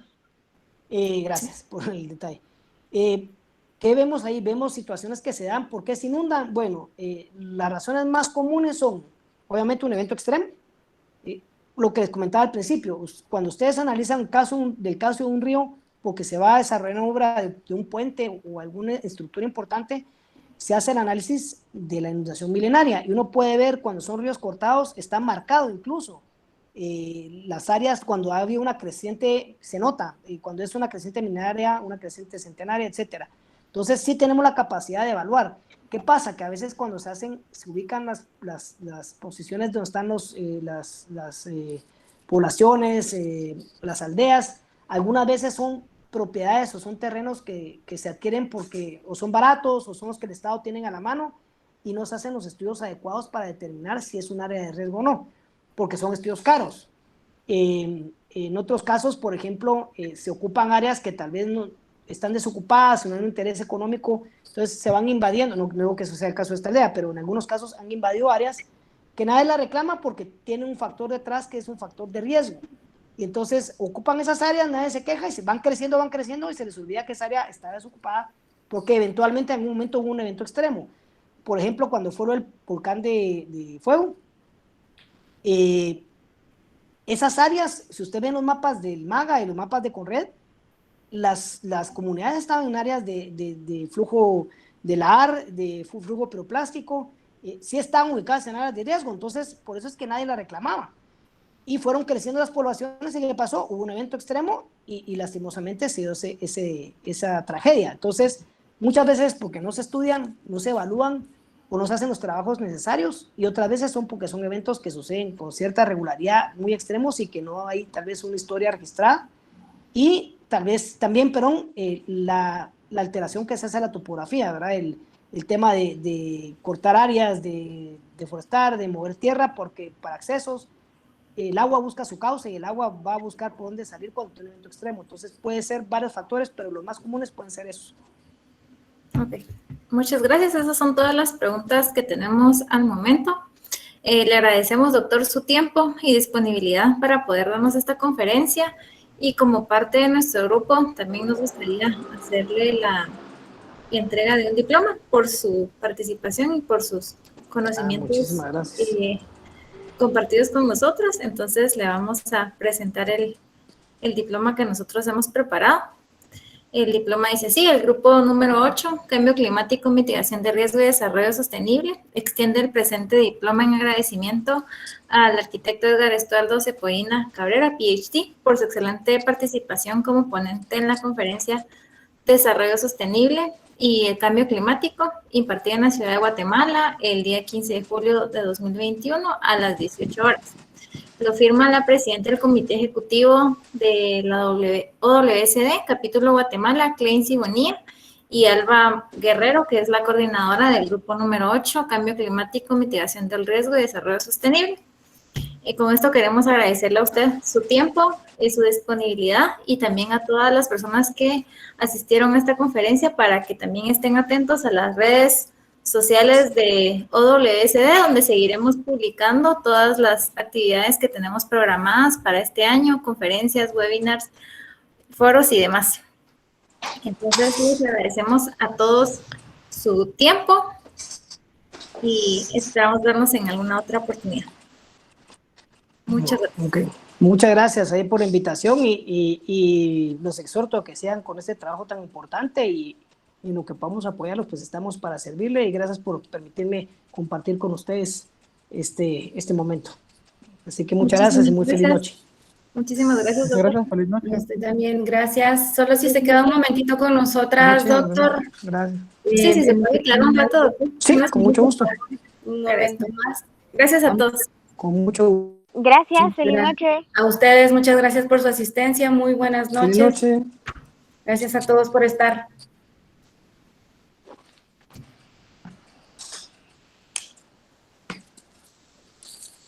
Listo, ahí vamos. Muchísimas gracias, doctor. Al final, gracias a Dios, ya no hubo mayor problema. Usted se pudo relajar con eso de la computadora. Sí, Sí, se miraba que estaba algo sí, hombre. Siempre, preocupado. siempre hay sorpresas ahí, hombre. Siempre Lo pasa logramos cuando uno superar. tiene algo online. Sí, sí, sí. Sí, Vamos siempre a hay ver. una. Vamos a ver. Vamos a esperar a que todo el mundo pueda retirarse. Vamos a ayudarlos a retirarse. Ahí vamos.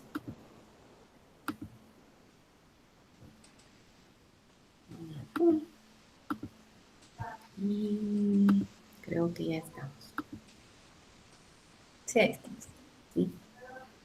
No sé si Alba pueda activar cámara, si pueda estar un poquito más con nosotros. Ella se excusó desde las 7 de la noche, está ella con problemas de ubicación, tiene que estar en 2 lugares en el mismo momento, porque tiene, Sí, hombre.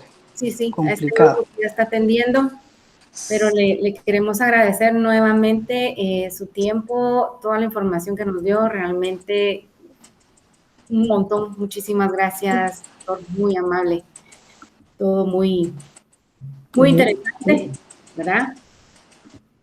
Y